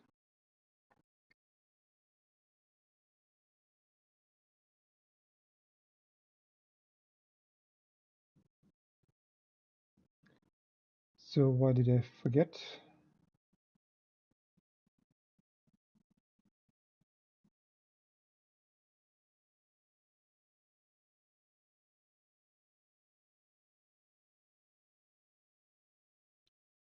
Is it actually like this?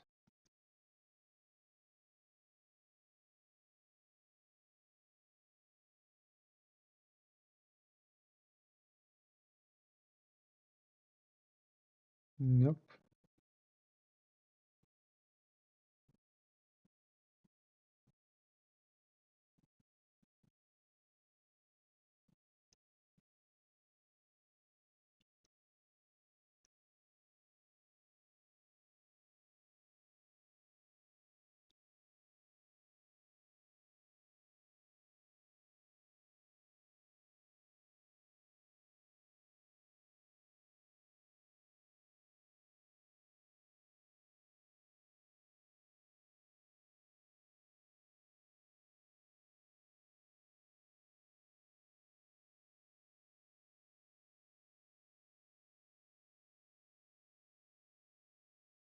Yeah, like that.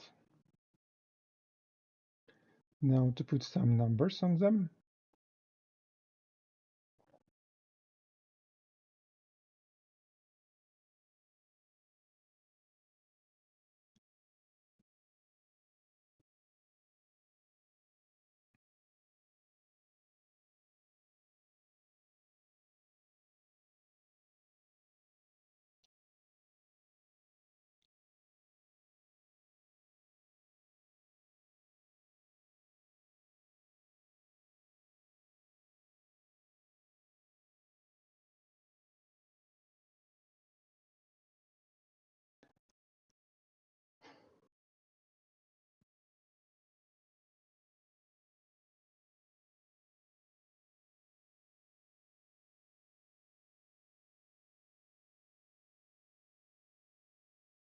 Yeah, now with numbers.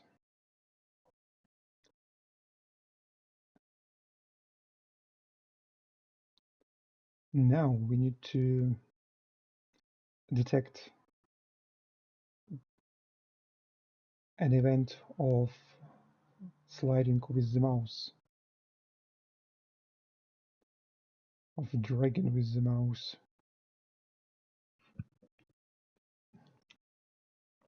And for that, buttons have function on move.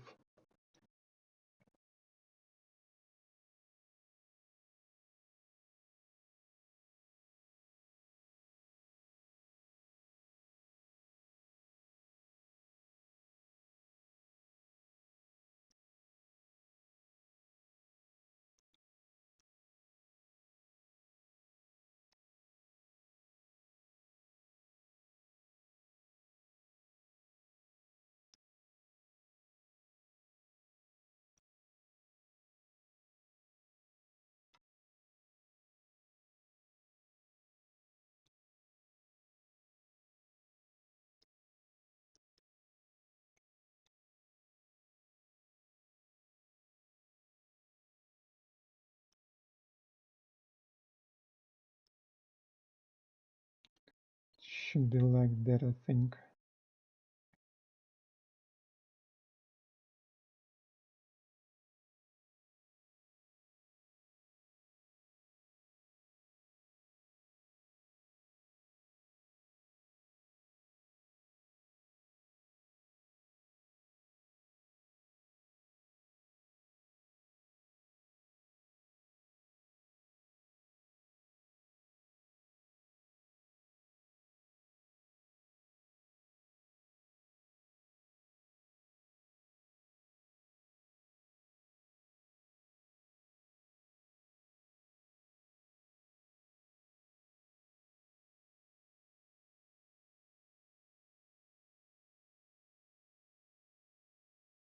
Mm,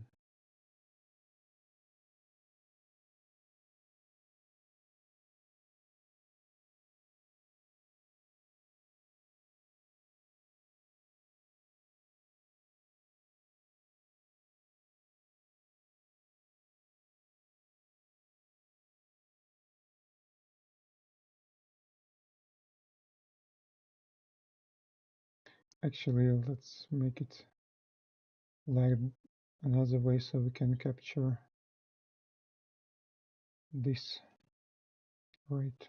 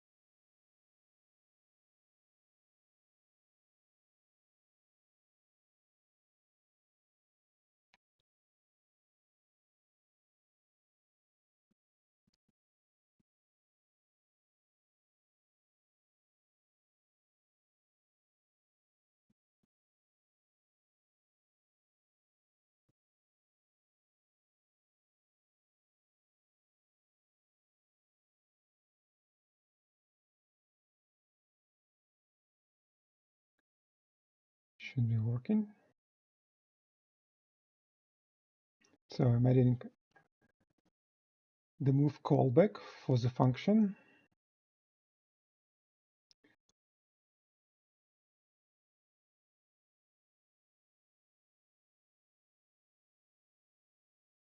And inside here, I can detect where it is sliding based on the touch event position.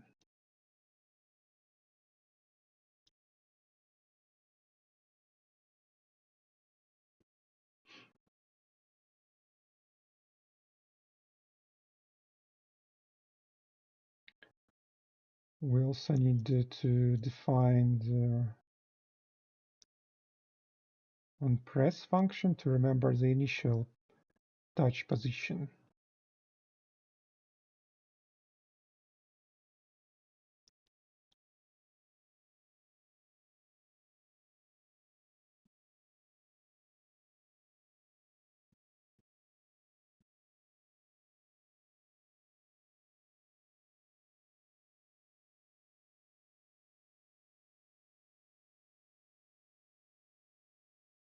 Actually, we can do with one if we make it a pointer.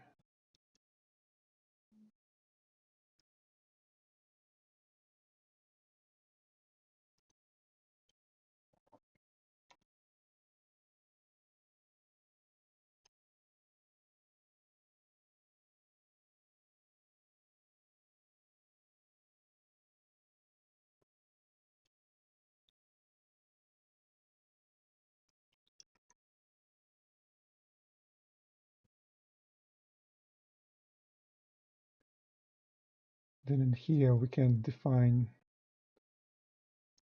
the touch start if it's null.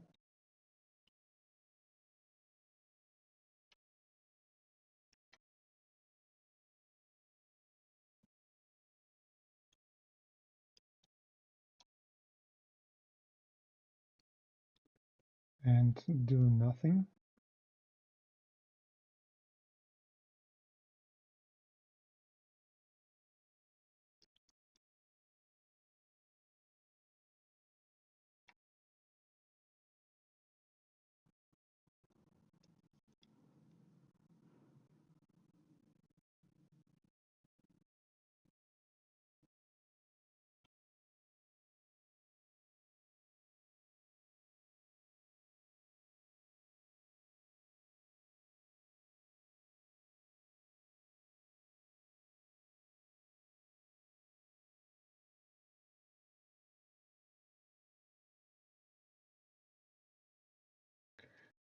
Now we need some clever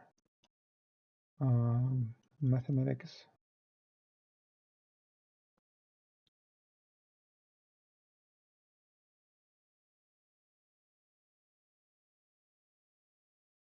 to determine in which position the direction is.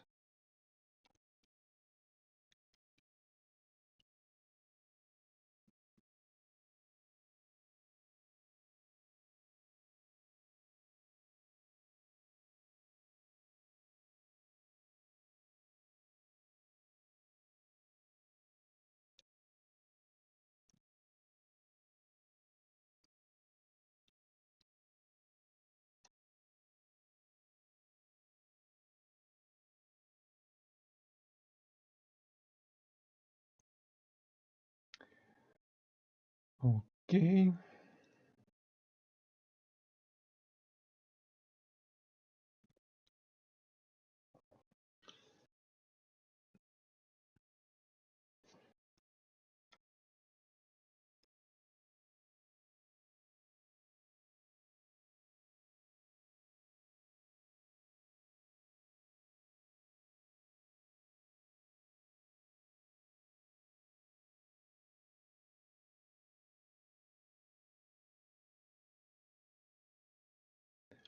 Probably angle method is what we need. Let's print it.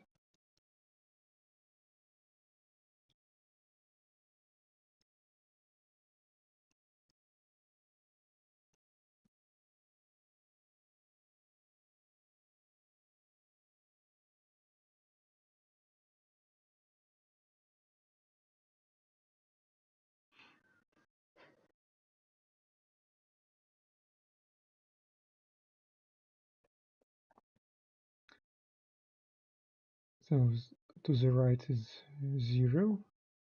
To the top, yeah, it's 1.5. To the left, it's 3. And to the bottom, it's minus 1.5. Yeah, now we can safely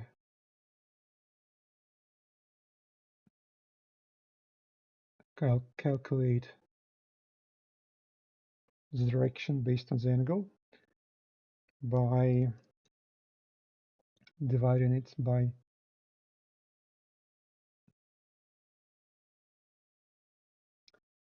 how it's called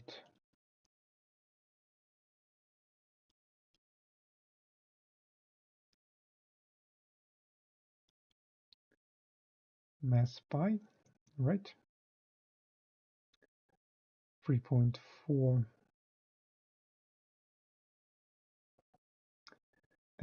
But we need to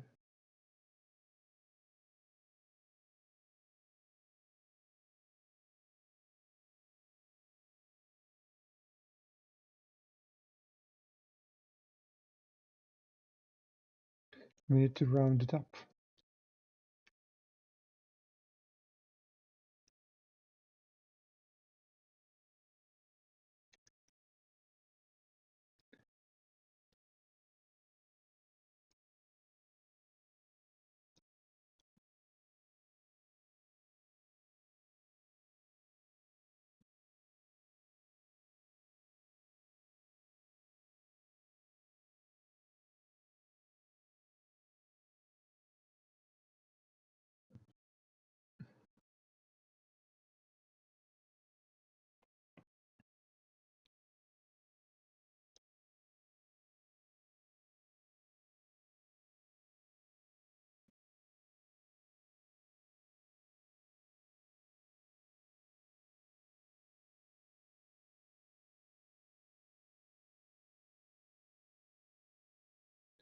Okay, 0, 1.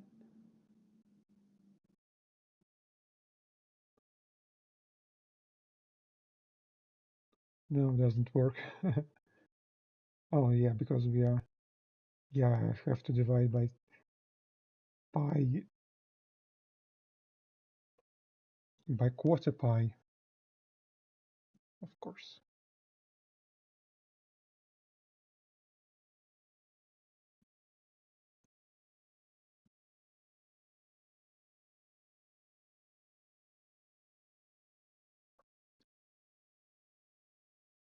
Hello, Michael. And the question is, do you create your own build server or do you using default one? I am using the default one because it's just C++, and default can handle C++ just fine.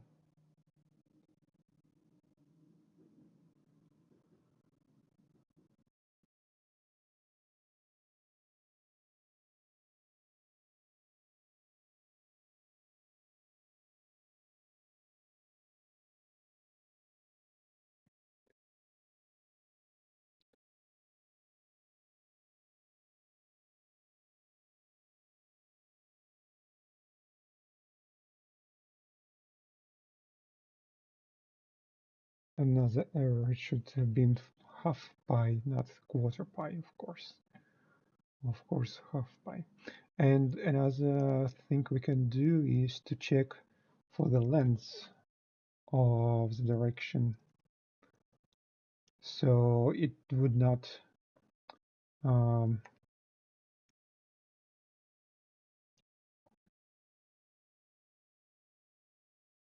uh,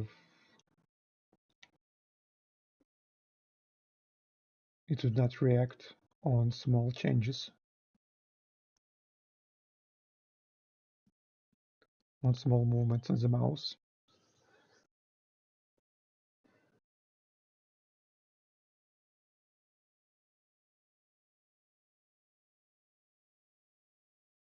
Okay, 0 top, 1. No, it's -2.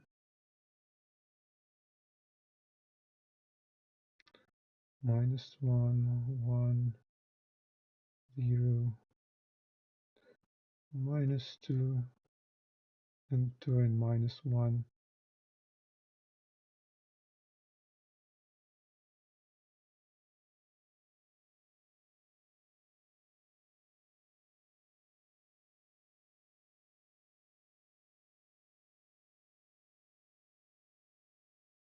So -1, 1 works okay, 0 works okay, but -2 does not, and 2 and -2 doesn't work okay.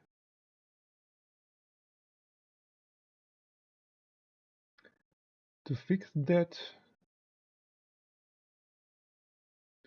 I need to increase the safe zone, maybe 30, and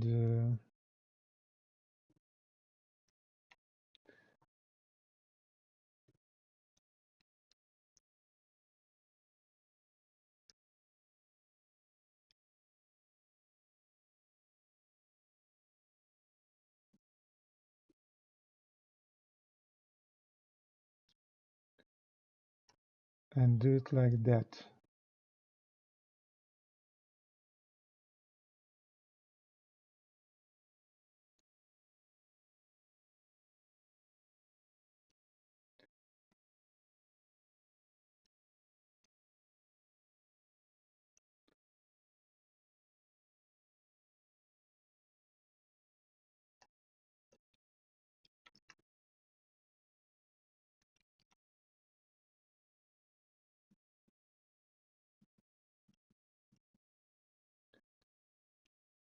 One that is up,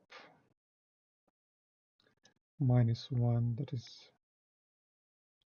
down, and 2 or -2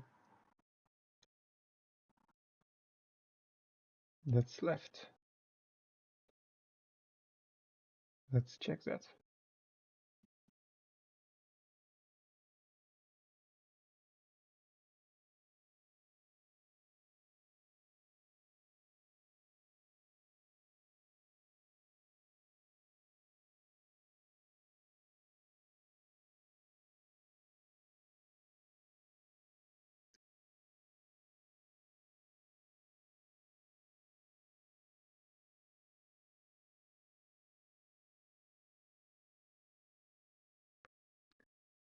To the right, left, up, down. Well, almost working all right. I think it's It's fine now. Okay, the question is, any little change require build server? These servers partially paid by community. Do you think it is fair to use them like this? Uh, well, the build servers are required every time you run your project. In this case, um, I don't I don't see how it's much would be much different. Yeah, you when you change in a Lua source code, it's still compiled by Lua. Maybe on the server, the bytecode is also processed every time you build something. Actually, no, yeah, if only if you're building yourself, but when you're just editing the Lua code, you can do it offline, right?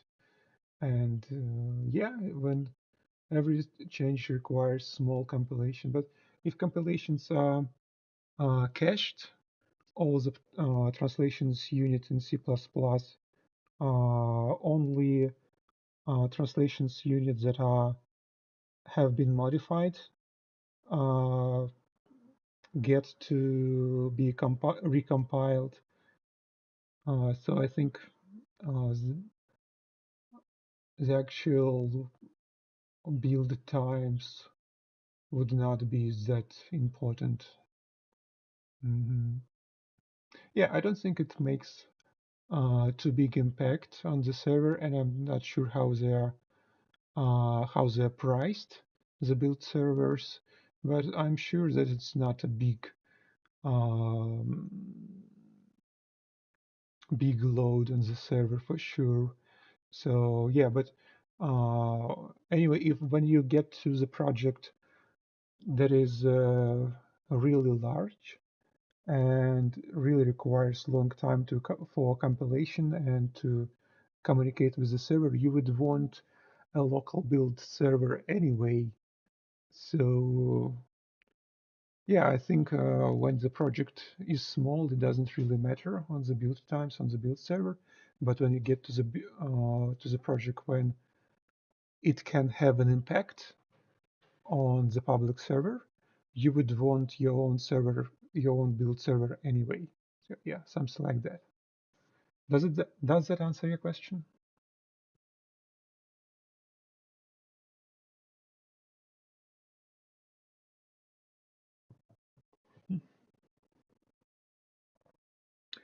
Okay, now we can detect the sliding gesture on each piece. And now we need a function to move the piece.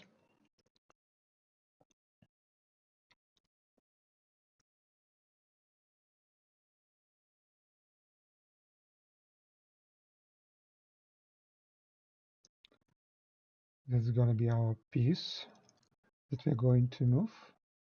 And the direction is going to be a vector, like 0, -1, 1, something like that for the direction.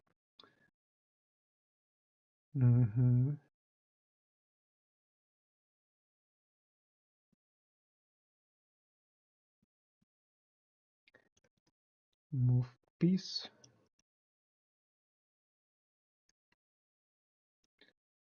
Button.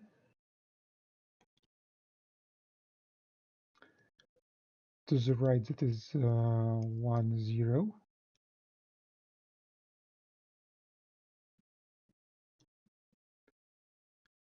Up, that is 0, 1.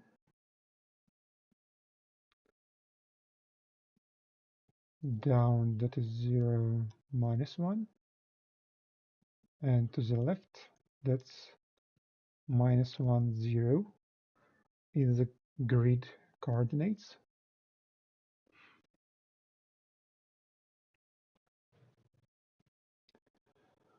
So now we we need to find the index of the piece. For that, I have another class in SpiralKit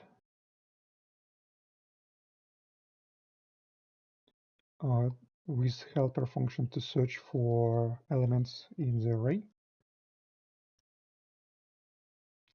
Array util get index of. The array would be pieces, and the element is the piece. Actually, I don't know how. Yeah, it doesn't work because how would it? No, I don't think it would.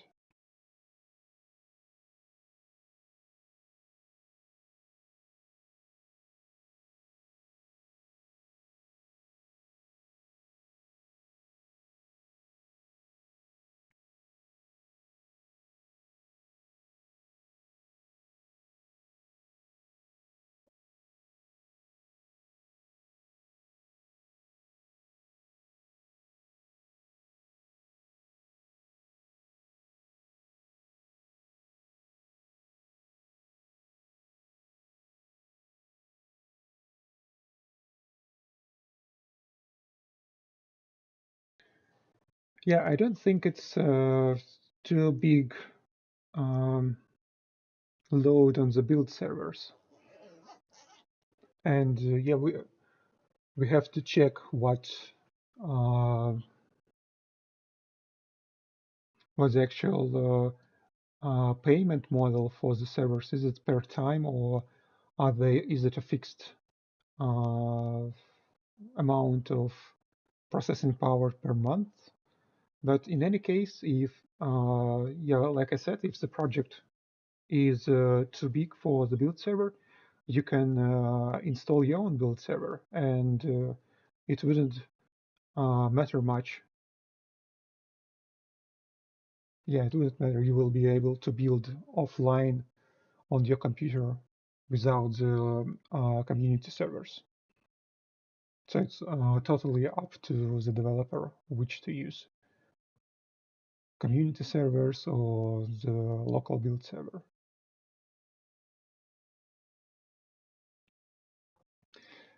So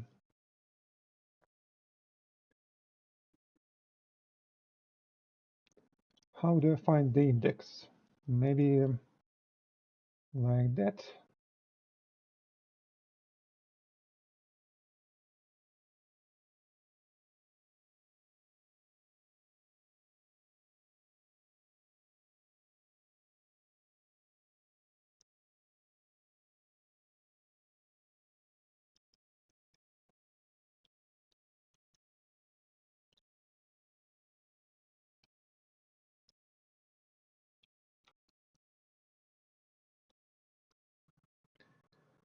Usually I would go with like a second class for the piece and to store that information. Yeah, let's do that actually. Let's do that actually. Let's have another class for the piece, and that would extend the button.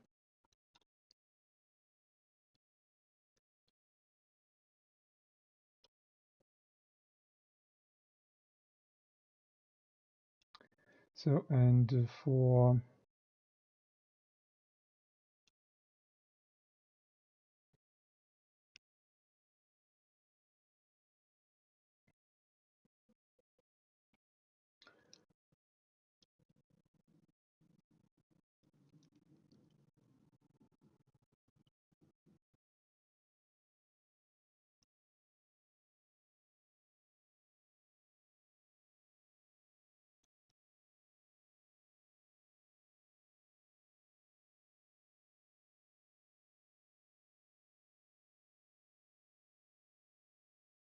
and we can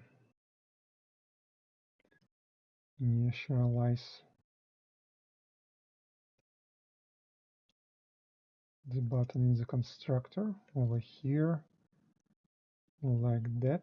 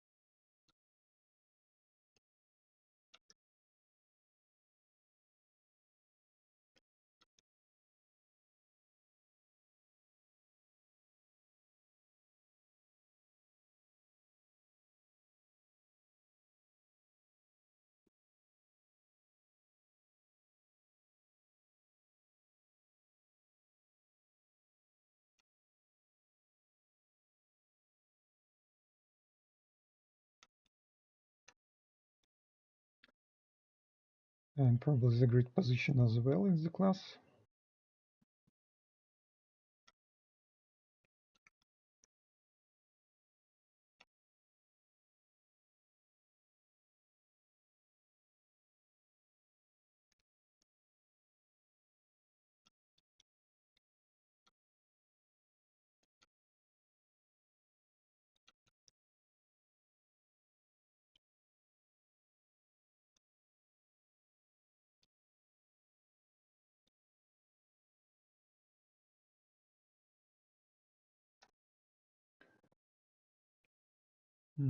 Something like that.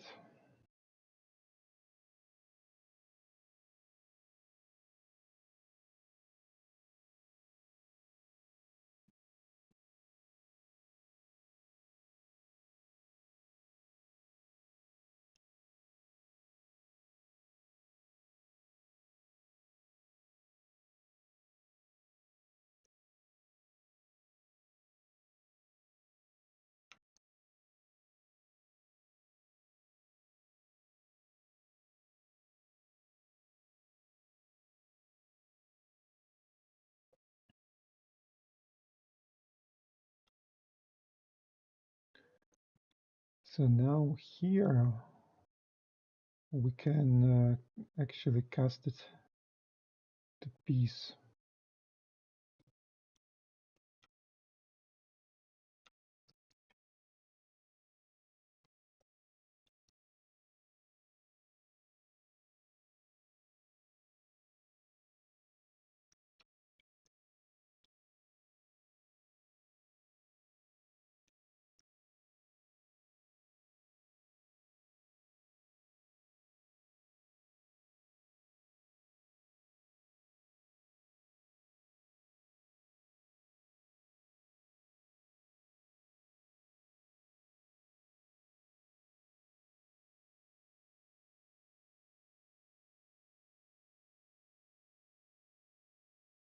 Okay, now move piece should be working like that.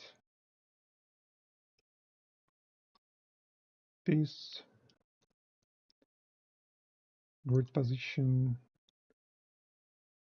would be plus equals direction, and we need to clamp the X and Y.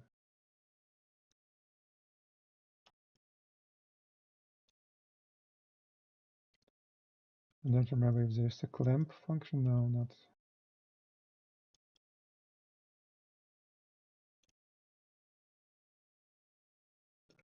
I will code it quickly like that.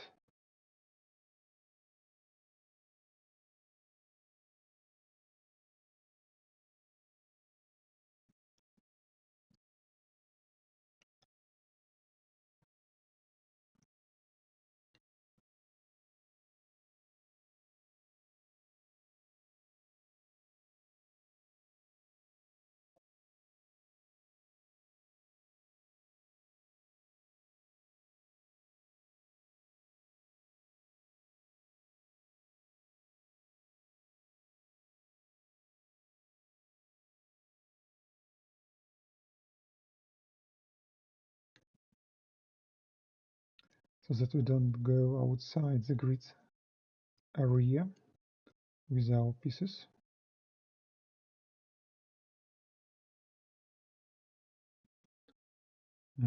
And now to actually move it on the screen, we can use the animate position function. So it takes new position on the screen. So position, we need spacing of the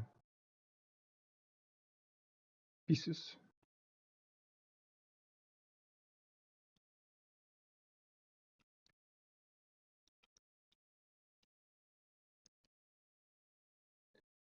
To be available on the class level.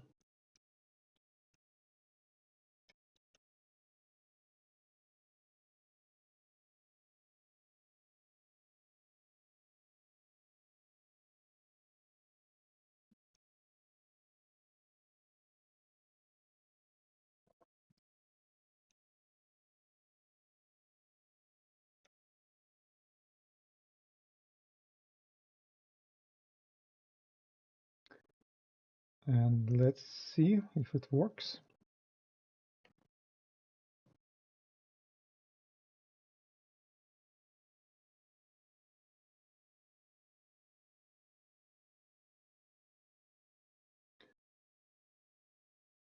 Up, up.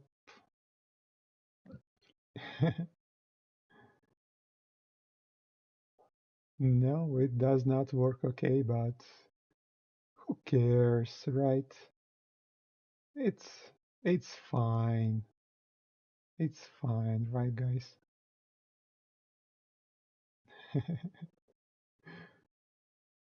They're moving somehow.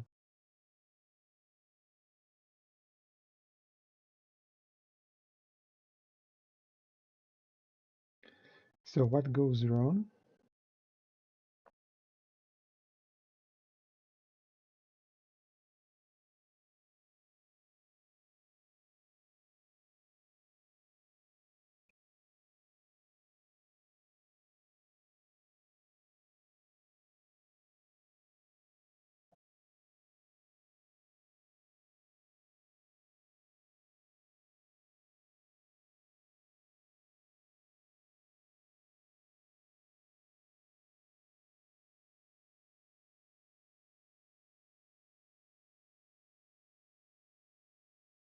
Is it my function here that's causing trouble?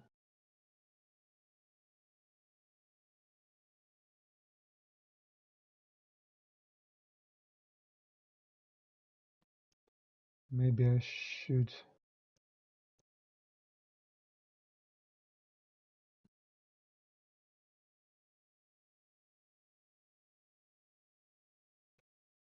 increase it like this, so the round function would behave a little better.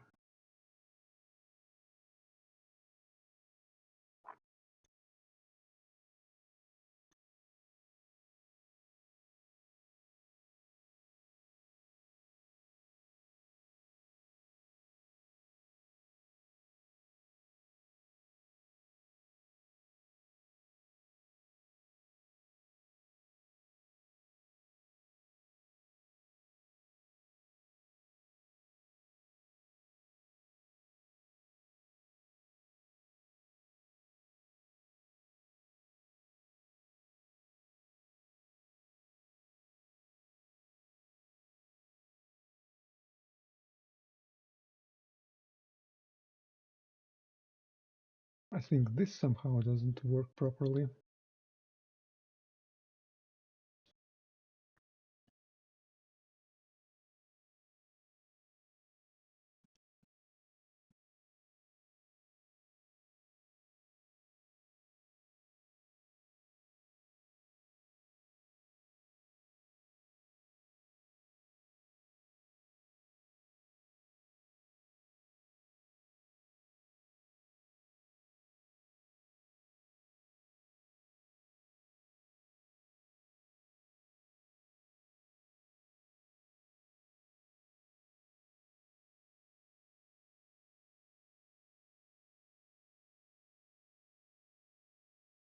Yeah, it doesn't work properly. Yeah, I know why. I know why, because yeah, we don't clear it. The touch start on when we are finished with moving the piece.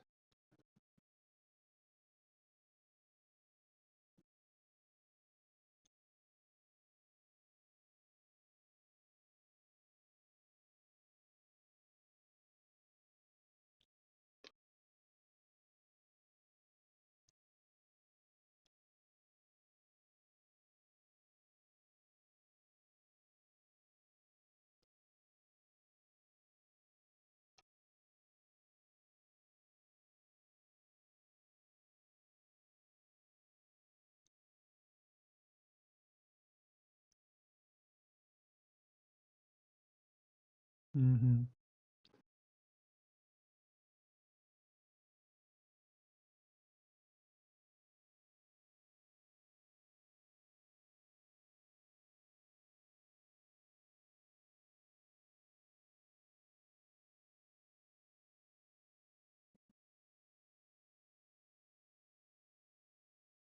And we also should have some building like have moved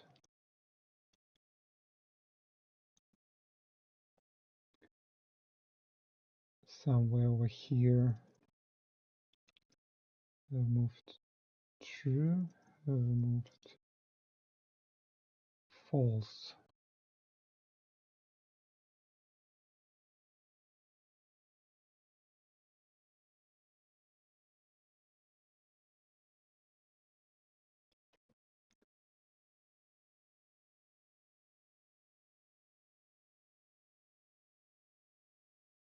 Mm,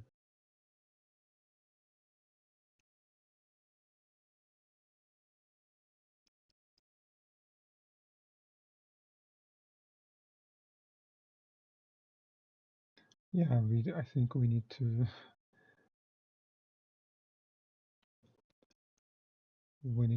define another function for when we are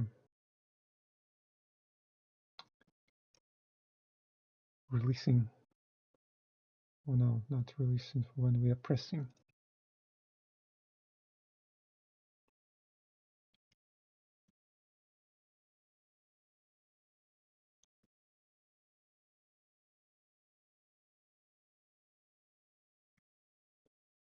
To clear some stuff.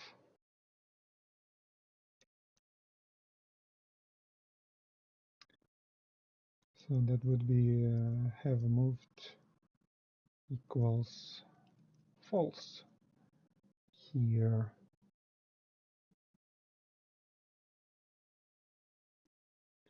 And that would be if have moved, just return. So we don't make new movements.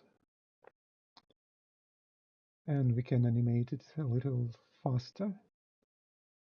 So the duration is the next argument, and we can make it quarter of a second.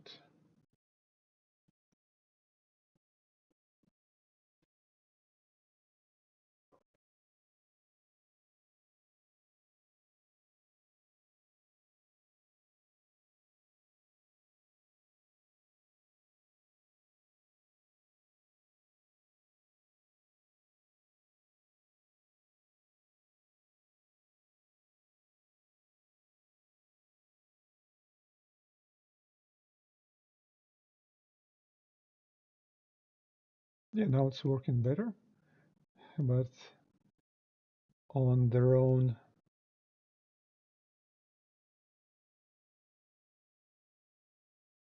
stuff, I still don't have a good code to convert to the side. What am I missing? What am I missing here to convert the direction? I remember I was using a similar code before. I don't remember how was it actually. Maybe minus.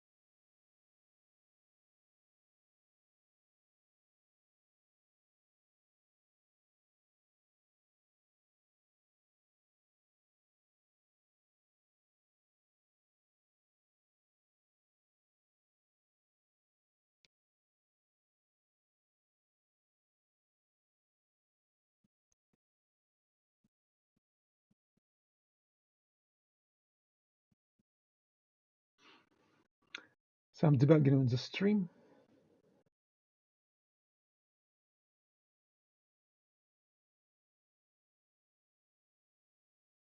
So up 1, right 0, left 2. Oh, now it's working. So now it's, yeah, yeah, I now understand. So I fixed the last problem and now they are moving correctly.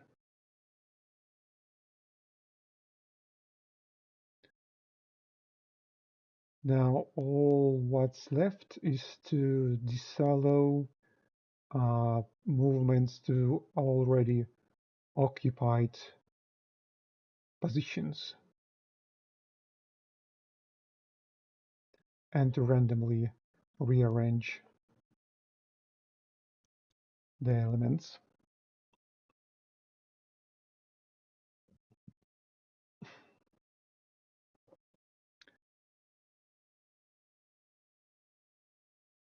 So for that, I'm gonna need a new position. Let's call it just grid position.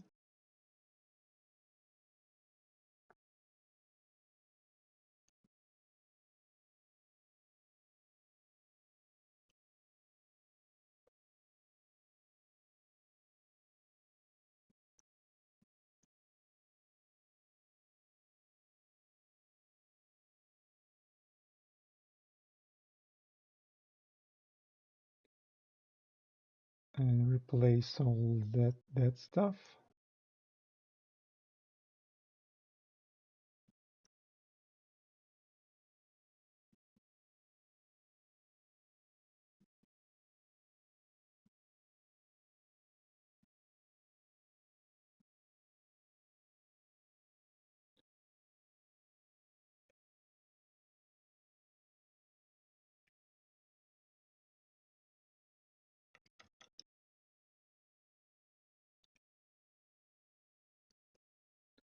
Now we would need a new function that just checks what is the new position if it is a free position.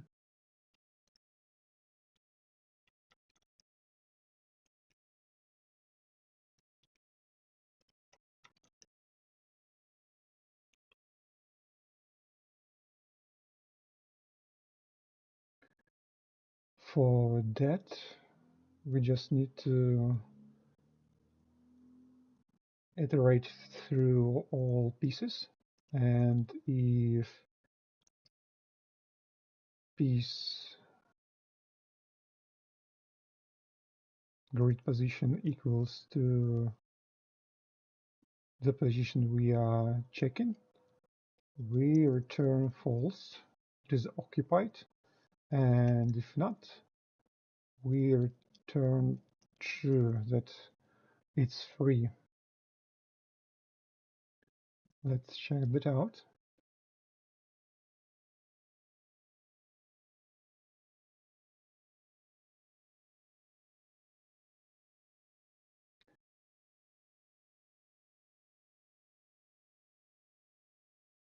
Yeah, I can't move it to all occupied positions, only to the allowed spots.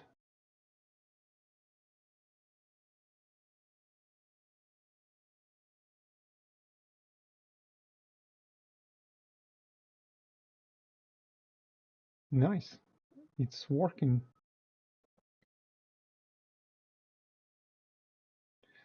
Now we need to randomly assign numbers.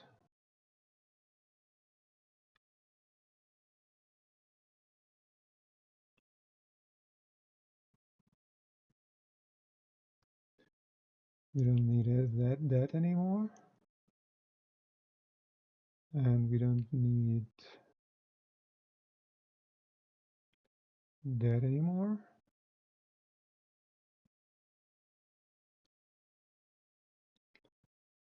So how to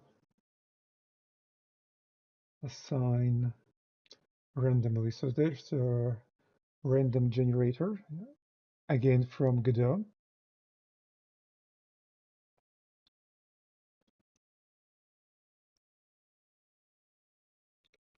It's called random PCG.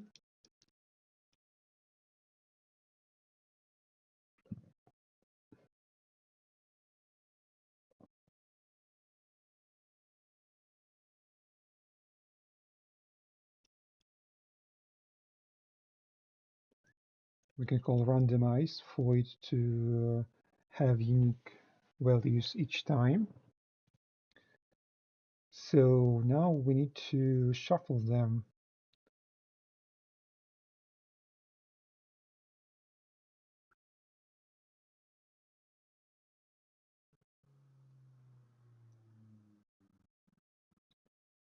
For that, we'll add a new array, right?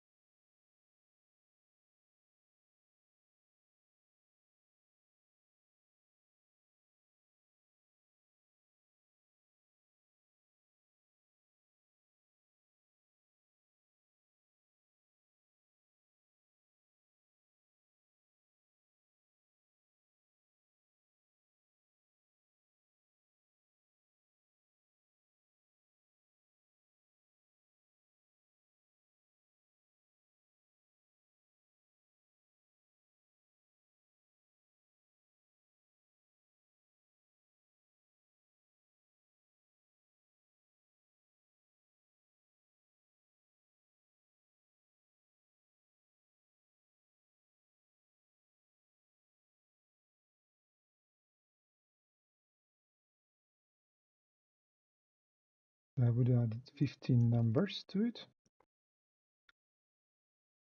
And then I would randomly pick one of the numbers from the array.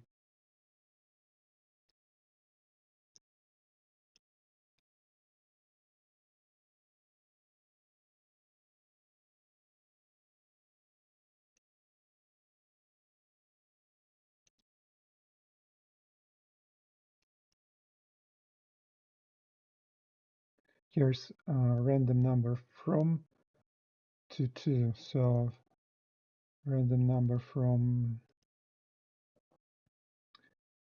0 to numbers size.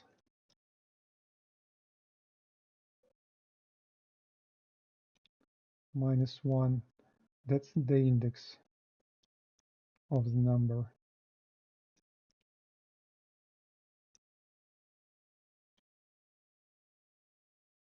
The actual number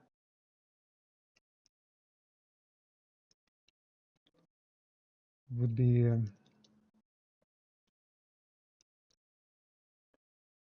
number index. So we are picking a random number from the list of 15 numbers from here, and we can set the label to it. And now we need to remove it from the array. And to do that,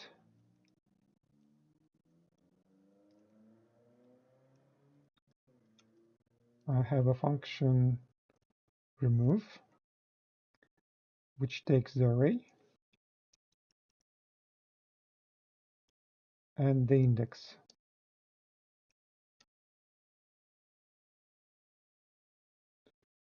I think that should work.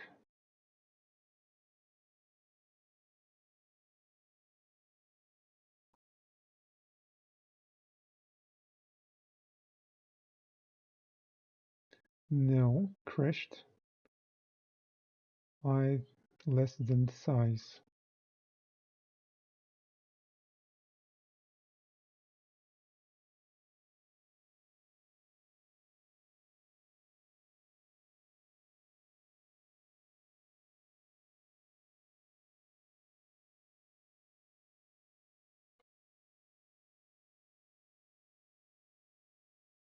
Probably because of that.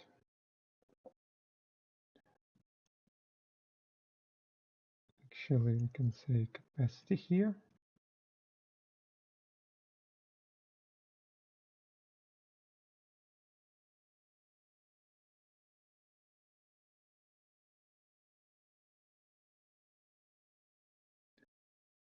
Yeah, look at that. They're all random. And now you can play and make it to the top.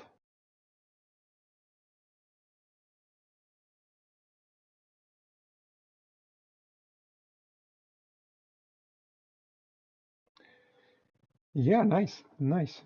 So I think that's enough for the demonstration. I haven't shown you how to work with keyboard, but it's also not, it is not hard. You would use a key interactive class and define the on key function for it, and it would just receive the key inputs.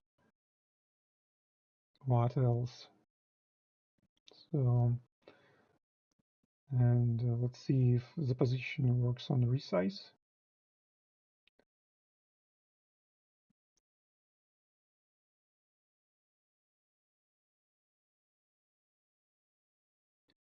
Yeah, it's working.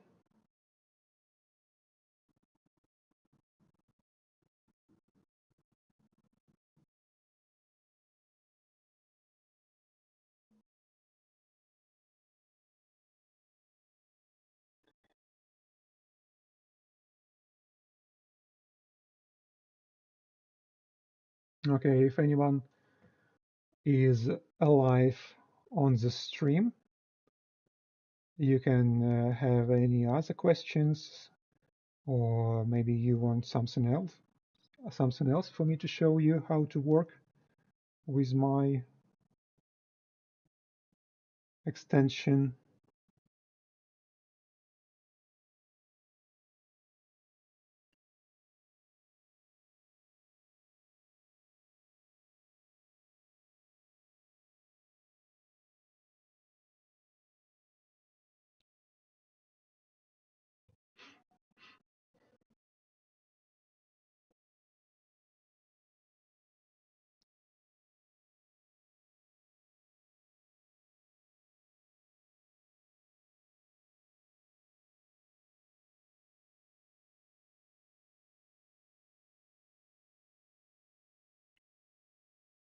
So I don't know what else to show you here.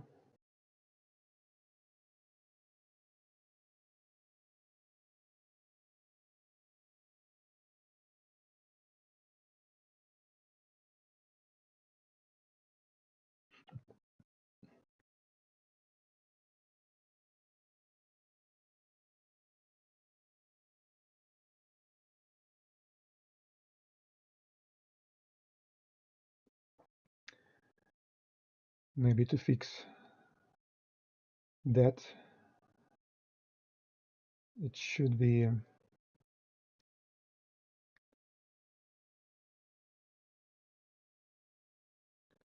like that.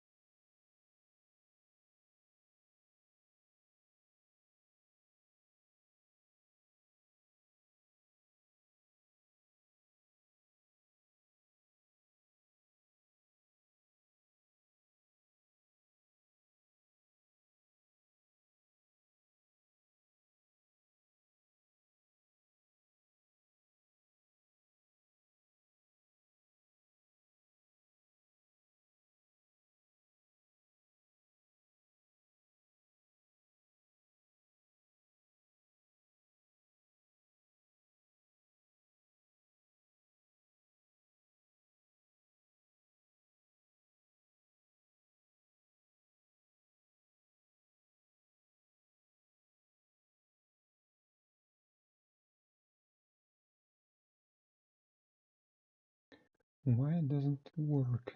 I don't know.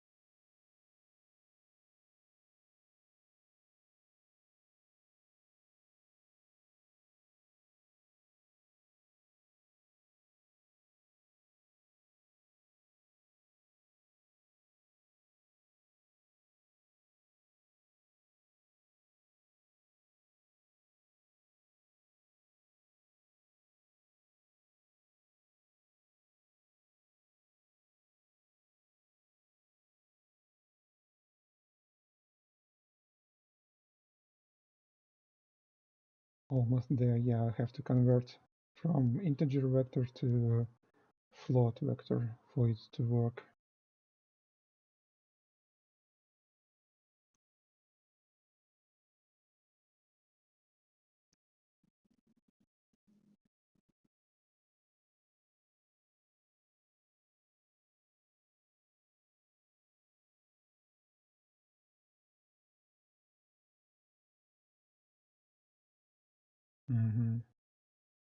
That's right.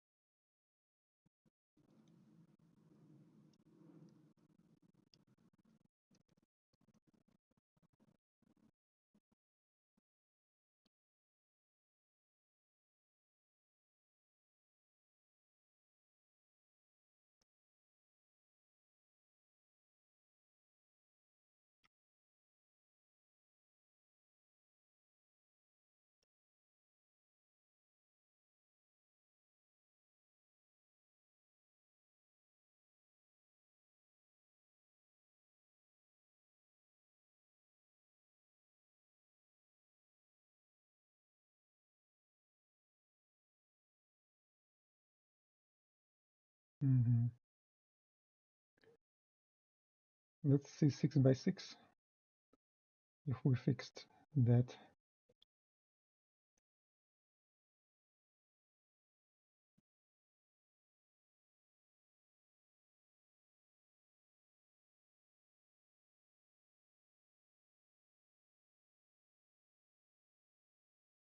No. Okay. Oh yeah, because the count we have to increase to, what is it, 36.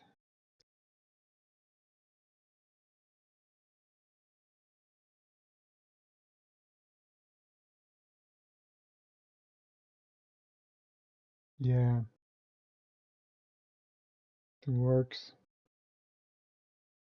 It scales.